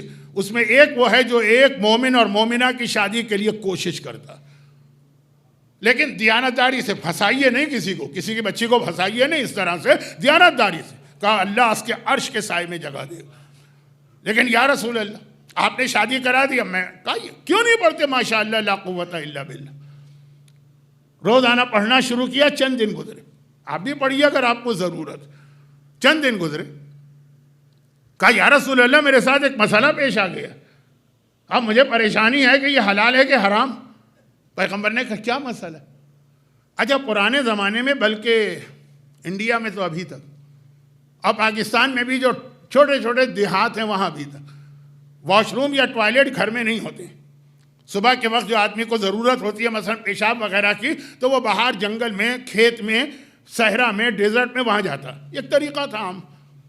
بلکہ اسلام میں حجاب کا پہلا حکم آیا اس وجہ سے تھی کہ مدینے کی عورتیں جاتی تھیں, منافقین ان کا پیچھا کرتے تھے. بہت لمبی بات ہو جائے گی. تو مقداد کہہ رہے ہیں کہ یا رسول اللہ آج صبح میں بقیع کے قبرستان کے پیچھے گیا. بقیع کا قبرستان رسول کے زمانے میں آؤٹ سائڈ سٹی. تو میں گیا وہاں جا کے اور بیٹھا تھا, جو صبح انسان ٹوائلٹ میں جاتا ہے, میں اپنی ضرورت کے لیے بیٹھا تھا کہ قریب میں زمین سے ایک چوہا نکلا. چھوٹا نہیں, بڑا جو چوہا ہوتا, اور اس کے منہ میں ایک دینار تھا. دینار کسے کہتے ہیں؟ 3.5 گرام پیور گولڈ. دینار جو ہے گولڈ کا بنا ہوا ہوتا ہے, پیور گولڈ, اس میں گولڈ استعمال ہوتا ہے. اور وہ میں تو بیٹھا ہوں, اب یہ تو آدمی تو ٹائم لگے گا نا, کچھ ٹائم تو لگتا ہے, 5, 7, 10 منٹ جتنے بھی ہوں, ہر ایک کی عادت ہے. کچھ لوگ آدھا گھنٹہ بیٹھتے ہیں, کچھ پورا اخبار پڑھ لیتے ہیں, کچھ پورے سارے میسیجز واٹس ایپ کے پڑھ لیتے ہیں نا, تو کچھ کا آفس ہی وہ ہوتا ہے, وہ ٹوائلٹ کی سیٹ. تو خلاصہ یہ کہ میں بیٹھا تھا, وہ ایک چوہے کا جو بل ہوتا ہے, وہ جو ہول جو ہوتا ہے نا, وہاں سے وہ نکلا, اور اس کے منہ میں ایک دینار تھا, اس نے لا کے سامنے رکھا. تو میں بیٹھا, پھر وہ گیا, پھر وہ باہر آیا, پھر ایک دینار, پھر گیا. اب یہ گولڈ آ رہا ہے, 3.5 گرام پیور گولڈ, یہ کوانٹٹی ہوتی ہے ایک دینار کے اندر. ایک مرتبہ جتنی دیر میں فارغ ہوں, میرے سامنے ایک ڈھیر لگ گیا دیناروں, اور وہ چوہا نکالتا ہے زمین سے. اب یا رسول اللہ یہ جو مجھے ملا, ایسا لگ رہا ہے کہ پرانے زمانے میں کسی نے اپنی دولت, بینک تو تھے نہیں, لوگ زمین کھود کے دفن کرتے تھے خزانے, وہ کسی کی دولت تھی, پتہ نہیں کتنی پرانی, وہ چوہا لے کے آ گیا. میرے لیے حلال ہے کہ حرام؟ پیغمبر نے کہا یہ ماشاءاللہ لا قوت الا باللہ جو تم آیت پڑھتے ہو, اس کے نتیجے میں اللہ نے تمہیں یہ دلوایا, تمہارے لیے حلال ہے, اسے استعمال کرو. اس پر پھر ایک مسئلہ بھی آ گیا نا کہ خزانہ ٹریجر جو اس پر الگ سے خمس دینا ہوتا ہے، وہ جا کے آغا سیستانی کی کتاب میں پڑھ لیجئے صرف معلومات کے لیے، آپ کو کون سا خزانہ مل رہا ہے. لیکن ماشاءاللہ لا قوت الا باللہ پڑھیں تو کہیں اور طریقے سے ملے گا. پیغمبر نے مقداد کو باقاعدہ دعا بتائی، دعا کا نتیجہ تھا کہ چوہا وہ زمین کے اندر سے کھود کے وہ دینار لاتا رہا، ان کے تو وارے نیارے ہو گئے. پتہ نہیں یہ لفظ بھی آپ کی سمجھ میں نہیں آئے گا. تو خلاصہ یہ کہ یہ مقداد ایک دن کسی نے ان سے یہ جملہ کہہ دیا، جس کی وجہ سے میں نے آپ کے سامنے پہلے ان کا انٹروڈکشن رکھا. کیا کہہ دیا کہ مقداد تم کتنے لکی اور خوش قسمت، تم نے رسول خدا کا زمانہ دیکھا. اب یہ رسول کے بعد بھی تو بہت سے لوگ اسلام میں آئیں، بلکہ زیادہ لوگ آئیں، کیونکہ رسول خدا کے بعد روم فتح ہوا، یہ ایسٹرن رومن امپائر، بیزنٹین امپائر، جہاں سے جناب نرجس خاتون کا تعلق تھا. رسول کے بعد ایران فتح ہوا، جہاں سے وہ بادشاہ کا تعلق تھا جس کی بیٹی شہر بانو اسی نتیجے میں تو آئی نا، یہ رسول کے بعد. مصر فتح ہوا تو کتنے مسلمان بڑھ گئے نا. تو اب وہ سب تو منافق نہیں تھے نا، جو نئے مسلمان تھے بڑے مخلص بھی تھے. اسی میں وہ حبابہ بھی تھیں جنہوں نے مولا سے داڑھی والی حدیث کوٹ کی. لیکن فی الحال بہت بڑھ گئی. اور یہ میں بہت پڑھتا ہوں حبابہ کا واقعہ، اگرچہ اس کا چوتھے امام سے بھی تعلق ہے، کیونکہ اسی کی تو جوانی کو چوتھے امام نے پلٹایا تھا. لیکن میں 2 سال یہ واقعہ پڑھ چکا ہوں، پچھلے سال بھی اینڈ ایئر بیفور لاسٹ. تو خیر یہ مسلمان بڑھ گئے نا، اب ان کو افسوس کہ کاش ہم 10 سال پہلے اسلام لاتے یا 5 سال پہلے اسلام لاتے تو رسول خدا کی زیارت کرتے فیس ٹو فیس. مقداد تم کتنے خوش قسمت، کتنا آرام، کتنا اچھا زمانہ تھا. تم رسول کی صحبت میں تھے، صبح شام زیارت کرتے تھے، ان کے پیچھے نماز پڑھتے تھے. How lucky are you. Miqdad Jalal میں آ گئے، غصے میں کہا یہ تم نے کیا کہہ دیا. پھر وہ جملہ کہا جو پوری ایک الگ مجلس، جو اللہ کرے اس پہ راضی رہنا چاہیے. وہ میرے پاس ٹائم نہیں ہے تو جملے میں نے اپنے کہے. اگر اللہ نے تمہیں آج مسلمان کیا اسی پہ راضی رہو. اور پھر وجہ بتائی کہ تم یہ تو کہہ رہے ہو کہ رسول اللہ کے زمانے میں ہوتے تو بہت اچھا ہوتا. کیا تمہیں یہ شیورٹی اور گارنٹی ہے کہ رسول کے زمانے میں اگر ہوتے تو مسلمان ہوتے؟ ہو سکتا ہے مکے کے کافروں میں ہوتے، ہو سکتا ہے مدینے کے منافقوں میں ہوتے. آج تو رسول دنیا سے چلے گئے ہیں، اسلام ہر طرف پھیل گیا ہے، تو تم مسلمان ہو. اس وقت پتہ نہیں تم کس کیمپ میں ہوتے. اس وقت مقداد نے یہ جملہ کہا. کتنے ہی ہمارے رشتہ دار اور دوست جو ہماری آنکھوں کی ٹھنڈک تھے، مگر یہ دیکھ کے ہم پریشان ہوتے تھے کہ وہ منافقوں میں شامل یا وہ کافروں میں شامل. تو خوش قسمت ہو کہ اللہ نے تمہیں اس وقت پیدا کیا جب تمہارا یہ امتحان ہی نہیں ہو رہا. تو اب اکثر ہمارے مومنین بھی کہتے ہیں مولانا کتنا اچھا ہوتا کہ ہم کسی امام کے زمانے میں ہوتے. کچھ اس لیے کہتے ہیں کہ امام کی زیارت ہر وقت کرتے. بھئی آج آپ کے دل میں کتنی تڑپ ہے امام کی زیارت کی جو آپ ہر سال دوڑ کے کربلا جاتے ہیں. بلکہ یہاں تو میں نے سنا ہے کہ لوگ سال میں 2 بار بھی کربلا جاتے ہیں، کچھ 3 بار بھی جاتے ہیں. تڑپ ہے نا، وہ خواہش ہے نا کہ امام نہ صحیح تو امام کی ذریعہ صحیح وہاں پہنچے. اگر خود امام معصوم ہوتے تو آپ کی کیا حالت ہوتی. تو کچھ لوگ کہتے ہیں کہ مولانا کتنا اچھا ہوتا اگر ہم اس وقت ہوتے. اس لیے کہ یہ فضیلت، یہ ثواب کہ امام علی کی آپ تقریر سنتے. مجھ جیسے جاہل مطلق کے سامنے کو تھوڑی آپ بیٹھے ہوتے. اس وقت آپ چوتھے امام کی دعائیں صحیفہ کاملہ سنتے، مجھ سے کو تھوڑی ماشاءاللہ لا قوت الا باللہ سن رہے ہوتے.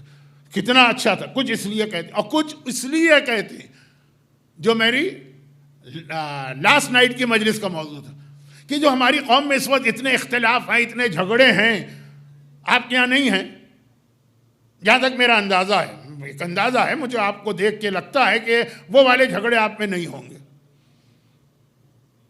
مجھے بہت پسند ہے یہ مجمع اس لیے، اور کسی وجہ سے نہیں. میں یہ بتا دوں یہاں مجھے کوئی خاص بات نہیں نظر آتی دنیاوی اعتبار، اس سے بہتر دوسری جگہ یہ بھی میں کہہ دوں. لیکن آپ کی سادگی، آپ کا خلوص، آپ کا اسی عام کپڑے میں آ کے بیٹھ جانا جن کپڑوں میں آپ تاج پور و جمال پور میں جا کے مجلسوں میں بیٹھتے ہوں گے. بن ٹھن کے نہیں آتے ہیں، لگتا ہے کہ آپ غم منانے آ رہے ہیں، یہ نہیں لگتا ہے کہ آپ کوئی سیلیبریشن کرنے آ رہے ہیں. خیر، تو وہ سادگی اور یہ چیز مجھے پسند ہے. باقی ساری چیزوں سے میرا کوئی تعلق نہیں. میں واضح بھی کر دوں کہ باقی جو دنیاوی مادی چیزیں ہیں وہ دوسرے لوگ بہت آگے ہیں. لیکن خیر یہ تو ذرا سا بدتمیزی کی بات میں کر گیا. تو میں اصل بات پہ آ جاؤں کہ کیوں مجھے پسند ہے. وہ اسی لیے کہ یہ تو لیکن پوری دنیا میں نکل جائیے، شیعت اس وقت اتنے ٹکڑوں میں تقسیم جو آپ نے سنے بھی نہیں ہوں گے. لیکن اوور آل یہ غالی ہے، وہ نصیری ہے، وہ ملنگی ہے، وہ مقصر ہے، وہ نمازی ہے، وہ ماتمی ہے، وہ اصولی ہے، وہ اخباری ہے، وہ سیٹرڈے کی عید والا ہے، وہ سنڈے کی عید والا، ہر چیز کے اندر جھگڑا، ٹکڑے ٹکڑے کر کے رکھ دیا ہے اس اتنے بہترین مذہب کو، جسے جوڑنے کے لیے معصومین نے اتنی قربانی دی۔ تو لوگ گھبرا کے کہتے ہیں جو اچھے لوگ ہیں، جنہیں یہ چیزیں پسند نہیں ہیں کہ کیا ہو رہا، جس کے ہاتھ میں ایک فون آ گیا، موبائل فون سے واٹس ایپ پہ اپنا چینل بنا کے پتہ نہیں کیا اول فول شروع کر دیا، کبھی دین کے خلاف، کبھی احکام شریعت کے خلاف، کبھی مراجع کے خلاف، کبھی اہل بیت کی شان میں گستاخی، اپنے شیعوں کی بات کر رہا ہوں۔ یہاں تک لوگ کہہ دیتے ہیں کہ مولا بھی جہنم میں چلے جاتے ہیں، نعوذ باللہ۔ اب بھائی اگر آپ بطور فار ایگزامپل بھی کہہ رہے ہیں یہ جملہ کہتے ہوئے آدمی زندہ کیسے رہا، اور کبھی یہ کہ کیسے یہ جملہ کہوں، یہ بھی بہرحال سنا، ساری کائنات کو اللہ رزق دیتا ہے، اور اللہ کو رزق کون دیتا ہے؟ علی دیتا، اللہ کی بات ہو رہی ہے یہ بھی۔ تو اب یہ جو ہے نا، جو ذرا سمجھدار لوگ، دل جلتا ہے ان کا، جیسے کوئی بزرگ خاندان کا اور اپنے خاندان میں جھگڑے دیکھے تو اس کا دل جلے گا، تو اس میں لوگ کہتے ہیں کہ مولانا کتنا اچھا ہوتا اگر امام معصوم کے زمانے میں ہم ہوتے، یہ پرابلم ہی نہیں ہوتا۔ ارے مقداد کا جملہ سنیے، امام کے زمانے میں اس سے زیادہ پرابلم تھے جو آج ہیں، اس سے زیادہ، کیونکہ دشمنان اہل بیت نے چوتھے امام کے زمانے سے یہ سلسلہ شروع کیا۔ اب وہ آ گیا میں چوتھے امام پر، وقت پورا ہو گیا ہے، گرچہ ویک اینڈ ہے، لیکن بہرحال بہت زیادہ میں نے آپ کا صبر آزما لیا ہے، لیکن اب میں یہاں تک پہنچوں اور یہ بات کل آگے بڑھے۔ یاد رکھیے، آج مثلا بطور مثال ایک بات کہتے ہیں، کوئی مرجع کو مانتا ہی نہیں، ٹھیک، اور آگے بڑھی، مرجع کی مخالفت کرتا ہے، ٹھیک، اور آگے بڑھی، مرجع کو گالیاں دیتا ہے نا، اور آگے بڑھی، مرجع کو کافر ڈکلیئر کرتا ہے، ایک مرجع کو نہیں، سارے مراجع کو، ہے نا ایسے پورے چینل، سارے مراجع کو اول سے آخر، آج کے زمانے کے نہیں، محمد ابن یعقوب کلینی سے لے کے آج تک، چاہے وہ شیخ مفید ہوں، چاہے وہ سید مرتضیٰ ہوں، چاہے وہ تیغ طوسی ہوں، چاہے محقق ہلی ہوں، چاہے علامہ ہلی ہوں، چاہے شہید اول ہوں، چاہے فاضل مقداد ہوں، چاہے شہید ثانی ہوں، چاہے محقق کرکی ہوں، چاہے علامہ مجلسی ہوں، چاہے علامہ مجلسی تو مجتہد نہیں تھے، چاہے آقا باقر وحید بیبہانی ہوں، چاہے شریف العلماء ہوں، چاہے سید بحر العلوم ہوں، چاہے اس کے بعد آگے بڑھتے بڑھتے صاحب جواہر ہوں، شیخ مرتضیٰ انصاری ہوں، آقا بزرگ شیرازی ہوں، آقا ابوالحسن اصفہانی ہوں، آقا خوئی ہوں، آقا سیستانی، سارے کافر کہتے ہیں۔ فتویٰ دینے کا مقصد یہ ہے کہ تم نے حکم خدا کے آگے اپنا حکم دیا، جو خدا کے سامنے اپنا حکم چلا، اسی کا نام تو کفر ہے۔ اب یہ جتنی باتیں میں نے کہی نا، یہ سب صحیح، لیکن ان سب کا خلاصہ کیا ہے کہ یہ آدمی زیادہ سے زیادہ میکسیمم اس کی سزا کیا ہے؟ گناہ گار، اور چلیں شیعت سے باہر بس نا۔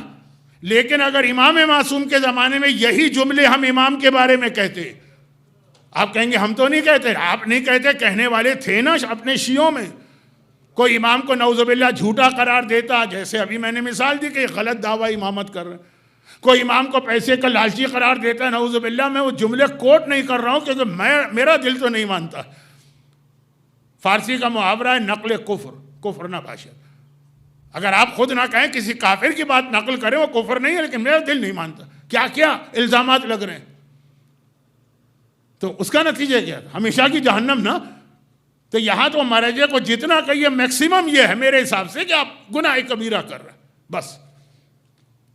بس کا مطلب یہ نہیں کہ میں اس کو ہلکا کر رہا ہوں، لیکن کہہ رہا ہوں کہ زیادہ سے زیادہ یہ ہماری میکسیمم لمٹ۔ لیکن یہی جملے اگر امام معصوم کے لیے ہم کہیں، جو یہ مراجع کے لیے کہے جا رہے ہیں، ہم فیہا خالدون، ہمیشہ کی جہنم ہمارا مقدر بنتی، تو ہم اس سے بچ گئے۔ وہ ٹیسٹ ہم نے نہیں دیا، وہ اللہ نے امتحان ہمارا نہیں لیا۔ امام کے زمانے میں پیدا نہ ہونا شاید یہی اللہ نے ہم کو ایک نعمت عطا کی ہے۔ اور میں اس کی ایک چھوٹی سی مثال دے کے بات کو ختم کروں، آج بہت لمبی بات تو ہو گئی، لیکن بہت ذرا خشک ٹائپ کی، وہ تو خیر ہوتی ہے۔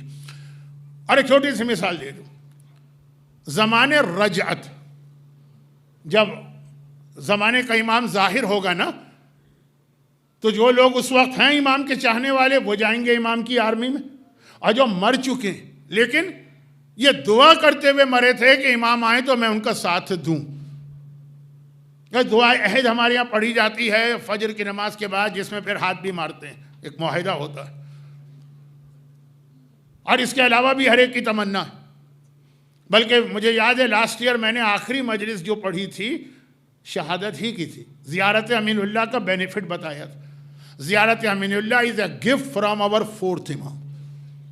اور اس کا جملہ یہ ہے کہ جو یہ زیارت خلوص دل کے ساتھ پڑھتا ہے، جب زمانے کا امام آئے گا وہ اسپیشل انویٹیشن دے کے ان لوگوں کو بلائے گا. عام لوگ امام کے آنے کا اعلان ہوگا میں خود جانا. زیارت امین اللہ پڑھنے والوں کو امام باقاعدہ اسپیشل انویٹیشن دے کے بلائیں. اب وہ میں پڑھ چکا ہوں زیارت امین اللہ کی فضیلت اور اس کا ثواب، اس کو ریپیٹ نہیں کرنا. تو خلاصہ یہ کہ زمانے رجب میں، اب مجھے یہاں ایک چھوٹا سا واقعہ یاد آ گیا ہے، یہ سن لیجئے کیونکہ یہ جو نام ہے نا، یہ نام کل کی مجلس کے ایک واقعے میں ریپیٹ ہوگا. چھٹے امام کے ایک صحابی تھے جو ساتویں کے صحابی بنے بڑی مشکل سے، یہ لفظ یاد رکھیے، بڑی مشکل سے. ان کا نام ہے مومن طاق، محمد ابن نیما، ابو جعفر محمد ابن نعمان مومن طاق. بہت عظیم شخصیت، بہت عظیم. آپ نے نام بھی نہیں سنا ہوگا. خیر، میں آپ کے علم پر تو کوئی اعتراض نہیں کر سکتا، لیکن جرنلی جب میں پڑھتا ہوں کہیں پہ نا، طاق کیسے ہیں عربی میں؟ ایکسپرٹ آدمی کو. طاق کے ایک معنی تو ہے طاق و جفت، ایون اور آڈ نمبر، ایک ہے ایکسپرٹ. اردو کا ایک محاورہ، فلاں آدمی مثلا مجلس پڑھنے میں طاق ہے، ایکسپرٹ. ان کا کام تھا یہ والا کرنسی کا.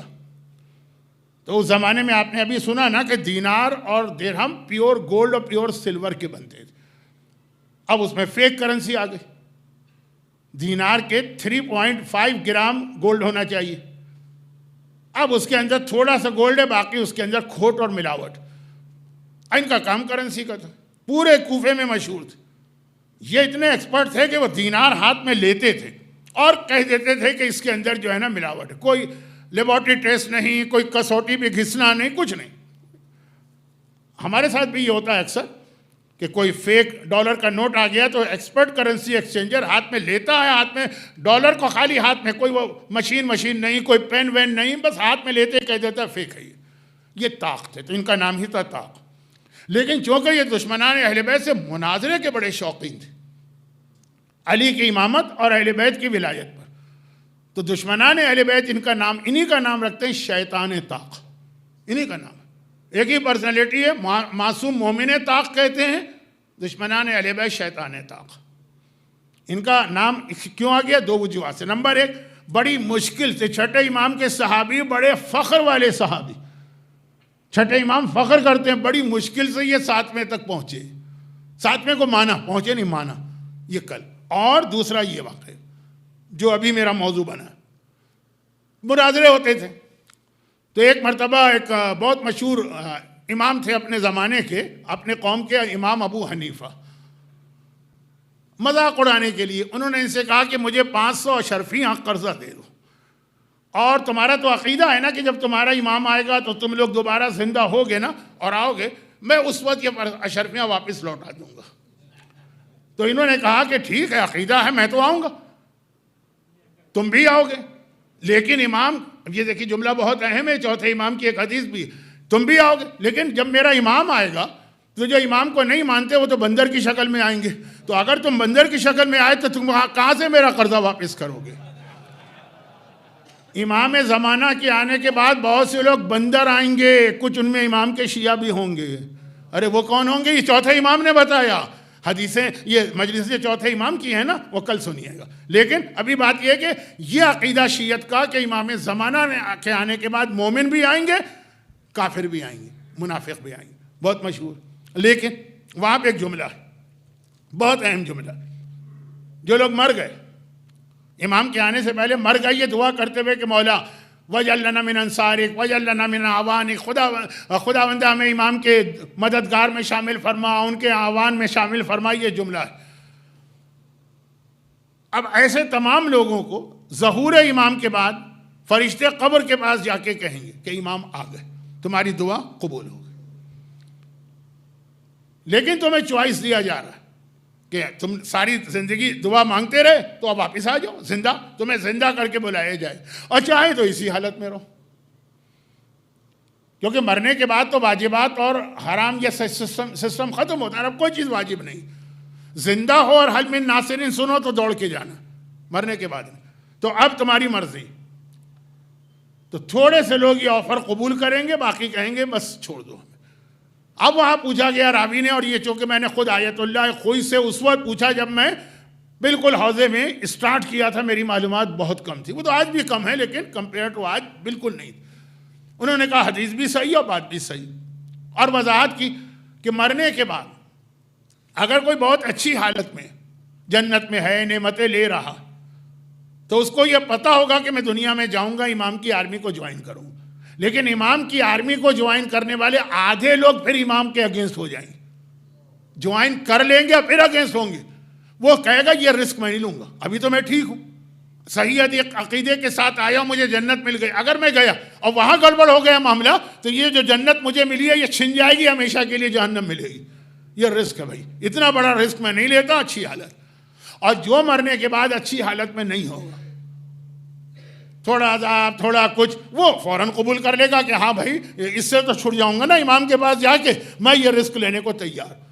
تو اب امام کے آنے کے بعد عقیدہ رجت میں یہ کہ ایسے ایسے لوگ جو ساری زندگی امام کو یاد بھی کرتے رہے اور انہیں آفر بھی کی گئی کہ آ جاؤ، وہ اس لیے رسک نہیں لیں گے کہ کہیں واپس آنے کے بعد پھر گڑبڑ نہ ہو جائے، اور ہو جائے گی کیونکہ تو مر چکے ہیں نا، ان کو ساری چیزیں پتہ چل گئی مرنے کے بعد، رسک نہیں لیں گے۔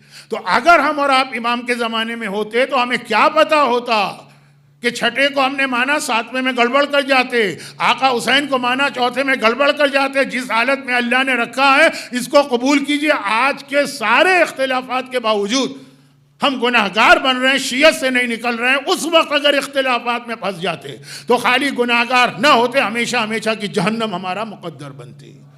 تو یہ جو ہے نا وہ جو میرا موضوع، اب آئیے آیت کا ترجمہ پھر سن لیجئے، یہ ٹکڑا ذہن میں رکھ کر، عَسَىٰ أَن تَكْرَهُوا شَيْئًا وَهُوَ خَيْرٌ لَكُمْ، کبھی کوئی چیز تمہیں بہت ہی ناگوار گزرتی، یہ زمانہ مجھے کیوں ملا، ہو سکتا ہے وہی تمہارے لیے اچھی ہو، وَعَسَىٰ أَن تُحِبُّوا شَيْئًا، اور کبھی تمہیں بہت پسند آ رہی ہے، کاش میں اس وقت ہوتا، لیکن وَهُوَ شَرٌّ لَكُمْ، وہ تمہارے لیے مصیبت بن جاتی۔ وَاللَّهُ يَعْلَمُ وَأَنْتُمْ لَا تَعْلَمُونَ، اللہ جانتا ہے تم نہیں جانتے ہو۔ اب یہ جو بات یہاں تک پہنچی نا، اس میں اب مجھے بتانا کہ کیا تھا چوتھے امام کا زمانہ اور کیا تھا چوتھے امام کا جہاد۔ البتہ وہ جو میں بتاؤں گا وہ ہے چوتھے امام کی شہادت سے کچھ پہلے کے حالات، کیونکہ کل شہادت کی رات ہے، اور اس وقت جو میں بات کہہ رہا ہوں وہ ہے بالکل چوتھے امام کی امامت کا آغاز، نہیں جملہ بدل دو، اس وقت میں جو بتا رہا ہوں یہ امامت کا آغاز، کل جو پڑھوں گا وہ امامت کا جو اختتام ہوگا، وہ کل آج نہیں، آغاز۔ آغاز کس سے کہتے ہیں؟ آغاز اسے کہتے ہیں کہ سخت ترین زمانے سے چوتھے امام گزرے۔ کوئی ملا ایسا امام کہ جو امام اس حالت میں بنا ہو کہ بہنیں اور پھوپھیاں ننگے سر بے مقنا اور چادر کے اس کے ساتھ چل رہی ہیں؟ کوئی امام معصوم آپ کو نظر آیا اس سلسلہ عصمت و طہارت میں کہ جس کی امامت گلے میں توق، ہاتھوں میں ہتھکڑی اور پاؤں میں بیڑی کے ساتھ شروع ہوئی ہو؟ ایک سے ایک ٹف ٹائم ہر امام نے دیکھا ہے، لیکن امامت جب شروع ہوئی ہے یہ حالت دیکھے کسی، یہ چوتھے امام کی امامت کا آغاز۔ اور وہ جو کل میں پڑھوں گا کہ پھر امامت کے آخری دنوں میں کیا ہوا۔ البتہ 2 دن میں نے ایک لفظ کہا تھا جناب علی اصغر کے حوالے سے، آج اسی لفظ کو کسی اور کے حوالے سے عرض کرنا۔ البتہ چوتھے امام نے جو اتنا بڑا امتحان دیا، کتنا بڑا امتحان، جو پرسوں میں نے جملہ کہا تھا نا، جب مدینے واپس آئے تو اتنے بوڑھے ہو چکے تھے کہ چچا نہیں پہچان سکا کہ یہ میرا بھتیجا، اور جب پوچھا گیا کہ کیوں تو شام الشام الشام کہا نا، اتنا بڑا امتحان۔ مگر میرا چوتھا امام اتنے بڑے امتحان کی ایک وجہ اور کچھ اور بتا رہا، اور وہ یہ ہے کہ 11 محرم کو یزیدی قافلہ کربلا سے چلا گیا اور اپنے سارے نجس لاشیں لے کے گیا۔ کبھی لوگ کہہ دیتے ہیں کہ مولانا کربلا میں تو یزیدی بھی دفن ہوں گے، نہیں، آپ تو جاتے ہیں نا کربلا، کربلا سے کوفہ کتنی دور ہے؟ آج تو آپ 35 منٹ میں پہنچ جاتے ہیں، اس وقت ٹائم لگتا تھا، لیکن صبح گئے شام تک پہنچ گئے، یہ سارے اپنے لاشیں لے گئے. سب کے خاندان یا کٹم کوفے میں تھے، سب کے اپنے قبرستان کوفے میں تھے، وہ یہاں لاشیں کیا چھوڑیں؟ تو اب کربلا میں صرف حسینی لاشیں رہ گئے، لیکن کس حالت میں رہ گئے؟ جلتی ریتی پر تپتے میدان میں کچھ بے گور و کفن لاشیں پڑے. 12 کا دن گزرا، 13 کا دن آ گیا. قبیلہ بنی اسد اپنے گھروں میں ڈرا سہما بیٹھا. جن ظالموں نے نواسہ رسول کا احترام نہ کیا وہ ہمارا کیا خیال کریں؟ جب 3 دن گزر گئے، اطمینان ہو گیا کہ وہ یزیدی چلے گئے. تب ایک مرتبہ مردوں نے ایک دوسرے سے کہا، یاد ہے نا جب حسین کربلا آئے تھے تو ہم سے وعدہ لیا تھا کہ ہمارے لاشیں جب پڑے ہوں گے بے گورا کفن تو آ کے لاشوں کو دفن کرنا. سب نے کہا کہ ہاں یاد ہے، یہ کون بھول سکتا.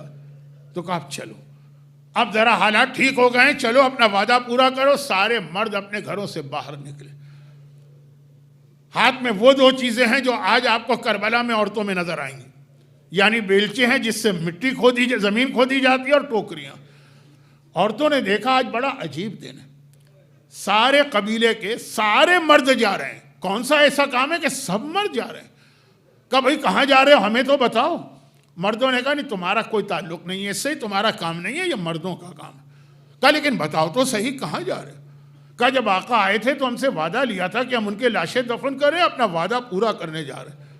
عورتوں نے تڑپ کے کہا خالی تم سے وعدہ نہیں لیا تھا، فاطمہ کے لال نے ہمیں بھی بلایا تھا اور کہا تھا کہ فرات کے کنارے پانی بھرنے آنا تو پانی بھرتے بھرتے ہمارے لاشیں دفن کرنا. ہم نے بھی وعدہ لیا ہے فاطمہ کے لال سے، ہم بھی چلیں گے. سروں پہ چادر ڈالی، عبایا پہنی، برقع پہنا، عورتیں تیار ہو گئی. آج بھی کربلا میں جب وہ وقت آتا ہے کہ بنی اسد کی عورتیں ٹوکریاں بیلچے لے کے کربلا میں آتی ہیں، یہ کہتی ہوئی کہ آقا آپ نے ہمارے بڑوں سے وعدہ کیا تھا، آج ہم ان کی اولاد اپنا وعدہ پورا کرنے آئی. ایک عجیب منظر ہوتا. اب یہ جو سارے تیار ہو کے نکلے، مرد بھی اور عورتیں بھی، تو بچے حیران ہو گئے. بچے حیران ہو گئے کہ آج کون سا دن ہے کہ سب جا رہے ہیں. کہا ماں آپ کہاں جا رہی ہیں، بابا آپ کہاں جا رہے ہیں؟ کہا یہ بچوں کا کھیل ہے، بچوں کا کام نہیں، ہم ایک اہم کام سے جا رہے ہیں. لیکن بتا کے تو جائیے نا کہ آپ کہاں جا رہے ہیں. کہا جب آقا کربلا میں آئے تھے ہم سے وعدہ لیا تھا کہ ان کے لاشیں دفن کریں، وعدہ پورا کرنے جا رہے ہیں.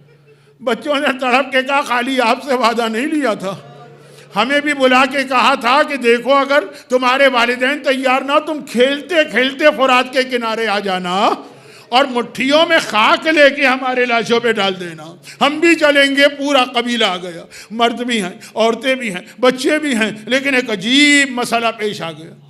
وعدہ تو کر لیا تھا، مسئلہ کیا پیش آیا؟ لاشیں پڑیں. یقین ہے کہ یہ لاشیں حسینی لاشیں، مگر پہچان نہیں ہو پا رہی ہے آقا کا لاشا کون سا ہے، شہزادوں کے لاشیں کون سے، اور اصحاب کے لاشیں کون سے. پہچان کیسے ہو؟ پہچان کے 2 طریقے ہیں، یا تو چہرہ، سب کے سر کاٹ لیے گئے، یہ بے سر کے لاشیں، یا لباس، سب کے لباس لوٹ لیے گئے، یہ بے لباس لاشیں ہیں. سردار نے کہا آقا ہماری مجبوری دیکھ رہا ہے، ایسا کرے بڑی قبر کھودو، سب کو ایک ساتھ دفن کر دو. آج بھی آپ کربلا جاتے ہیں، آقا حسین کی پائیتی گنج شہیدہ پہ جاتے ہیں کہ نہیں؟ السلام علیکم یا اولیاء اللہ و احبا، السلام علیکم یا اصفیاء اللہ و ودا. وہ بڑی قبر تیار ہو گئی. لاشیں اٹھانا. ایک بار کوفے کی طرف سے کسی کی آواز آئی، ٹھہر جاؤ میرا انتظار کرو میں آ رہا ہوں. یہ کس نے پکارا؟ مڑ کے دیکھا تو اونٹ پر کوئی مسافر آ رہا، لیکن ایسا مسافر تو آج تک نہیں دیکھا کہ گلے میں توق ہے، ہاتھوں میں ہتھکڑی ہے، پاؤں میں بیڑی. وہ قریب آیا، اونٹ کو بٹھایا، ہتھکڑی کھلی، بیڑی ٹوٹی، گلے کا توق نہیں اترا. وہ 1 سال بعد دربار یزید میں لوہار کو بلا کے کاٹا جائے گا، اور جب وہ توق کٹے گا تو سجاد کے گلے کی کھال بھی ساتھ میں اتر جائے گی. پوچھا تم لوگ اتنے پریشان کیوں؟ دیکھیں وہ اتنے پریشان تھے تو اس لیے پوچھنا ہی بھول گئے کہ تم کون ہو اور اس حالت میں کیوں ہو. اپنی پریشانی ہے نا. کہا کہ ہم پریشان اس لیے ہیں کہ وعدہ تو کیا تھا، لاشیں نہیں پہچانے جا رہے. کہا مت گھبراؤ، میں آگے ہوں، میں بتاتا ہوں. یہ لاشا اٹھاؤ، یہ ہلال ابن نافع بجلی کا لاشا ہے، یہ مسلم ابن اسجا کا لاشا ہے، یہ بریر حمدانی کا لاشا ہے، یہ شوذب کا لاشا ہے. یہ لاشا دیکھو کتنی خوشبو آ رہی ہے، یہ غلام حبشی جون کا لاشا. نام بتاتے جاتے ہیں، لاشا اٹھاتے جاتے ہیں. ایک لاشا نظر آیا، آنے والا کمر پکڑ کے بیٹھ گئے. سردار نے پوچھا یہ کس کا لاشا؟ کہا دیکھتے نہیں ہے کہ بدن ٹکڑے ٹکڑے ہے، یہ حسن کے گل بدن یتیم 13 سال کے قاسم کا لاشا. آگے بڑھے، ایک اور لاشا نظر آیا، آنے والا کلیجہ پکڑ کے بیٹھ گئے۔ سردار نے پوچھا یہ کس کا لاشا ہے؟ کہ دیکھتے نہیں برچھی کا ٹوٹا پھل اب تک کلیجے سے نظر آ رہا۔ یہ حسین کے لال، یہ ام لیلہ کا سہارا، 18 سالہ شبیہ رسول اکبر کا لاشا۔ اور یہ سارے لاشیں اٹھا کے دفن کرتے ہوئے آخر میں گودال قتل گاہ میں پہنچے۔ گودال کہتے ہیں جو نچلی زمین اور نشیبی، وہاں پہنچے۔ وہاں پہ ایک لاشا پڑا تھا، اس لاشے کو دیکھا، آنے والے نے چیخ ماری، ہائے میرا بابا، ارے میں یتیم ہو گیا، اور غش کھا کے گر پڑا، پانی چھڑکا گیا۔ آنے والے نے آنکھیں کھولی، سردار نے ہاتھ جوڑ کے پوچھا یہ کس کا لاشا؟ کہا دیکھتے نہیں گھوڑوں کے ٹاپوں تلے پامال، یہ رسول کا نواسا ہے، یہ علی کا بیٹا ہے، یہ فاطمہ زہرا کا لخت جگر ہے، یہ حسین ابن علی کا لاشا۔ سردار نے گھبرا کے کہا مگر اسے دیکھ کے آپ نے کیوں کہا کہ میں یتیم ہو گیا؟ آپ کون ہیں؟ انا علی ابن الحسین، میں اسی حسین کا یتیم سجاد ہوں۔ بابا کا لاشا بھی اٹھوا دیا۔ سردار نے ہاتھ جوڑ دیے، مولا ہم تو سوچ بھی نہیں سکتے تھے کہ ایک امام معصوم ہمارے قبیلے میں آئے گا۔ جب مولا یہاں تک آ گئے ہیں تو چاہنے والوں کی ایک خواہش اور پوری کیجیے، ایک لمحے کے لیے صحیح اپنے بابرکت قدم ہمارے گھروں تک پہنچا دیجئے، ایک لمحے کے لیے ہمارے ساتھ چلیے۔ میرے مظلوم آقا سجاد نے ایک مرتبہ کہا اپنا وعدہ پورا نہیں کرو گے؟ کہا مولا وعدہ پورا ہو گیا ہے، سارے لاشیں اٹھ گئے، سارے لاشیں دفن ہو گئے، اب کوئی لاشا نہیں ہے۔ کہا یہ مولا سجاد نے کہا ابھی ایک لاشا تو باقی ہے۔ سردار نے چاروں طرف دیکھا، مولا یہاں کوئی لاشا نہیں ہے۔ کہا وہ یہاں نہیں ملے گا، وہ فرات کے کنارے ایک لاشا پڑا ہوا۔ سارے قبیلے کو لے کے گئے، مختصر یہ کہ وہ لاشا اس قابل نہ تھا کہ ہاتھوں میں اٹھایا جاتا۔ مقتل کا جملہ ہے حسیر، یعنی چٹائی منگوائی گئی، چٹائی پہ چچا کا جسم جمع کر کے بھتیجا قبر میں اترا۔ آج بھی آپ جاتے ہیں نا چھوٹے آقا کے حرم میں جہاں زری ہے نا، اترے پھر باہر آ، چاروں طرف دیکھا، پورے قبیلے سے کہا دور چلے جاؤ، خبردار کوئی قریب نہ آنے پائے، اور جب تک کہ میں خود سے باہر نہ نکلوں کوئی میرے قریب نہ آئے۔ سارا قبیلہ چلا گیا۔ مولا سجاد دوبارہ قبر میں جاتے ہیں۔ ایک راوی کہتا ہے بہت دیر ہو گئی، مولا باہر نہ آئے، میں ڈر گیا خیریت تو ہے۔ میں قریب آیا، چپکے سے جھانک کے دیکھا، بڑا عجیب منظر دیکھا۔ کیا دیکھا؟ عباس کی لاش ہے، عباس کی میت ہے، سینے پہ سر رکھے ہوئے سجاد لیٹے۔ کون سجاد؟ امام وقت ہیں، امام زمانہ ہیں، وہ سینے پہ سر رکھے لیٹے، ایک جملہ صرف ایک جملہ کہہ رہے ہیں، اے میرے غیور چچا، آپ یہاں آرام کر رہے ہیں، میں آپ کو بتانے آیا ہوں آپ کی بہنوں پہ کیا گزر رہی۔ اے میرے غیرت مند چچا، آج آپ یہاں ہیں، آپ کے نہ ہونے سے آپ کی بہنیں زینب و کلثوم، ارے میری بہنیں، میری مائیں بے مقنع و چادر کے کبھی بازاروں میں لے جائی جا رہی ہیں، کبھی درباروں میں لے جائی جا رہی ہیں۔ ارے میرا چچا نہ رہا تو اتنا بڑا امتحان دینا پڑا۔ علی اصغر باب الحوائج ہے تو عباس بھی تو باب الحوائج ہے نا، اور زیادہ مشہور۔ خدا بندہ باب الحوائج اس عباس کا واسطہ جسے خود امام زمانہ، امام وقت سید الساجدین نے پکارا، جو مومنین اور مومنات آج کی مجلس میں گریہ کر رہے ہیں، اس گریہ کے طفیل ان کے سارے گناہوں کو معاف فرما، ساری حاجتوں کو پورا فرما، ان کو اور ان کے گھروں کو اور ان کی اولادوں کو اور ان کے رزق کے ذرائع کو ہر آفت و پریشانی سے محفوظ فرما۔ جس مقصد کے لیے قربانی دی گئی ہمیں اس پہ عمل کرنے کی توفیق عطا فرما، اور اگر اسلام کو ضرورت ہو تو ہمیں اپنی جان، اپنا مال، اپنی عزت، اپنی اولاد قربان کرنے کا جذبہ عطا فرما۔ دنیا میں آج بھی جہاں جہاں مظلوم انسان یا مظلوم مسلمان یا مظلوم شیعان حیدر کرار ظلم کا نشانہ بن رہے، ظالموں کو نیست و نابود فرما، اور ان مظالم کے انتقام کے لیے اپنی آخری حجت وارث معصومین امام زمانہ کے ظہور میں تعجیل فرما۔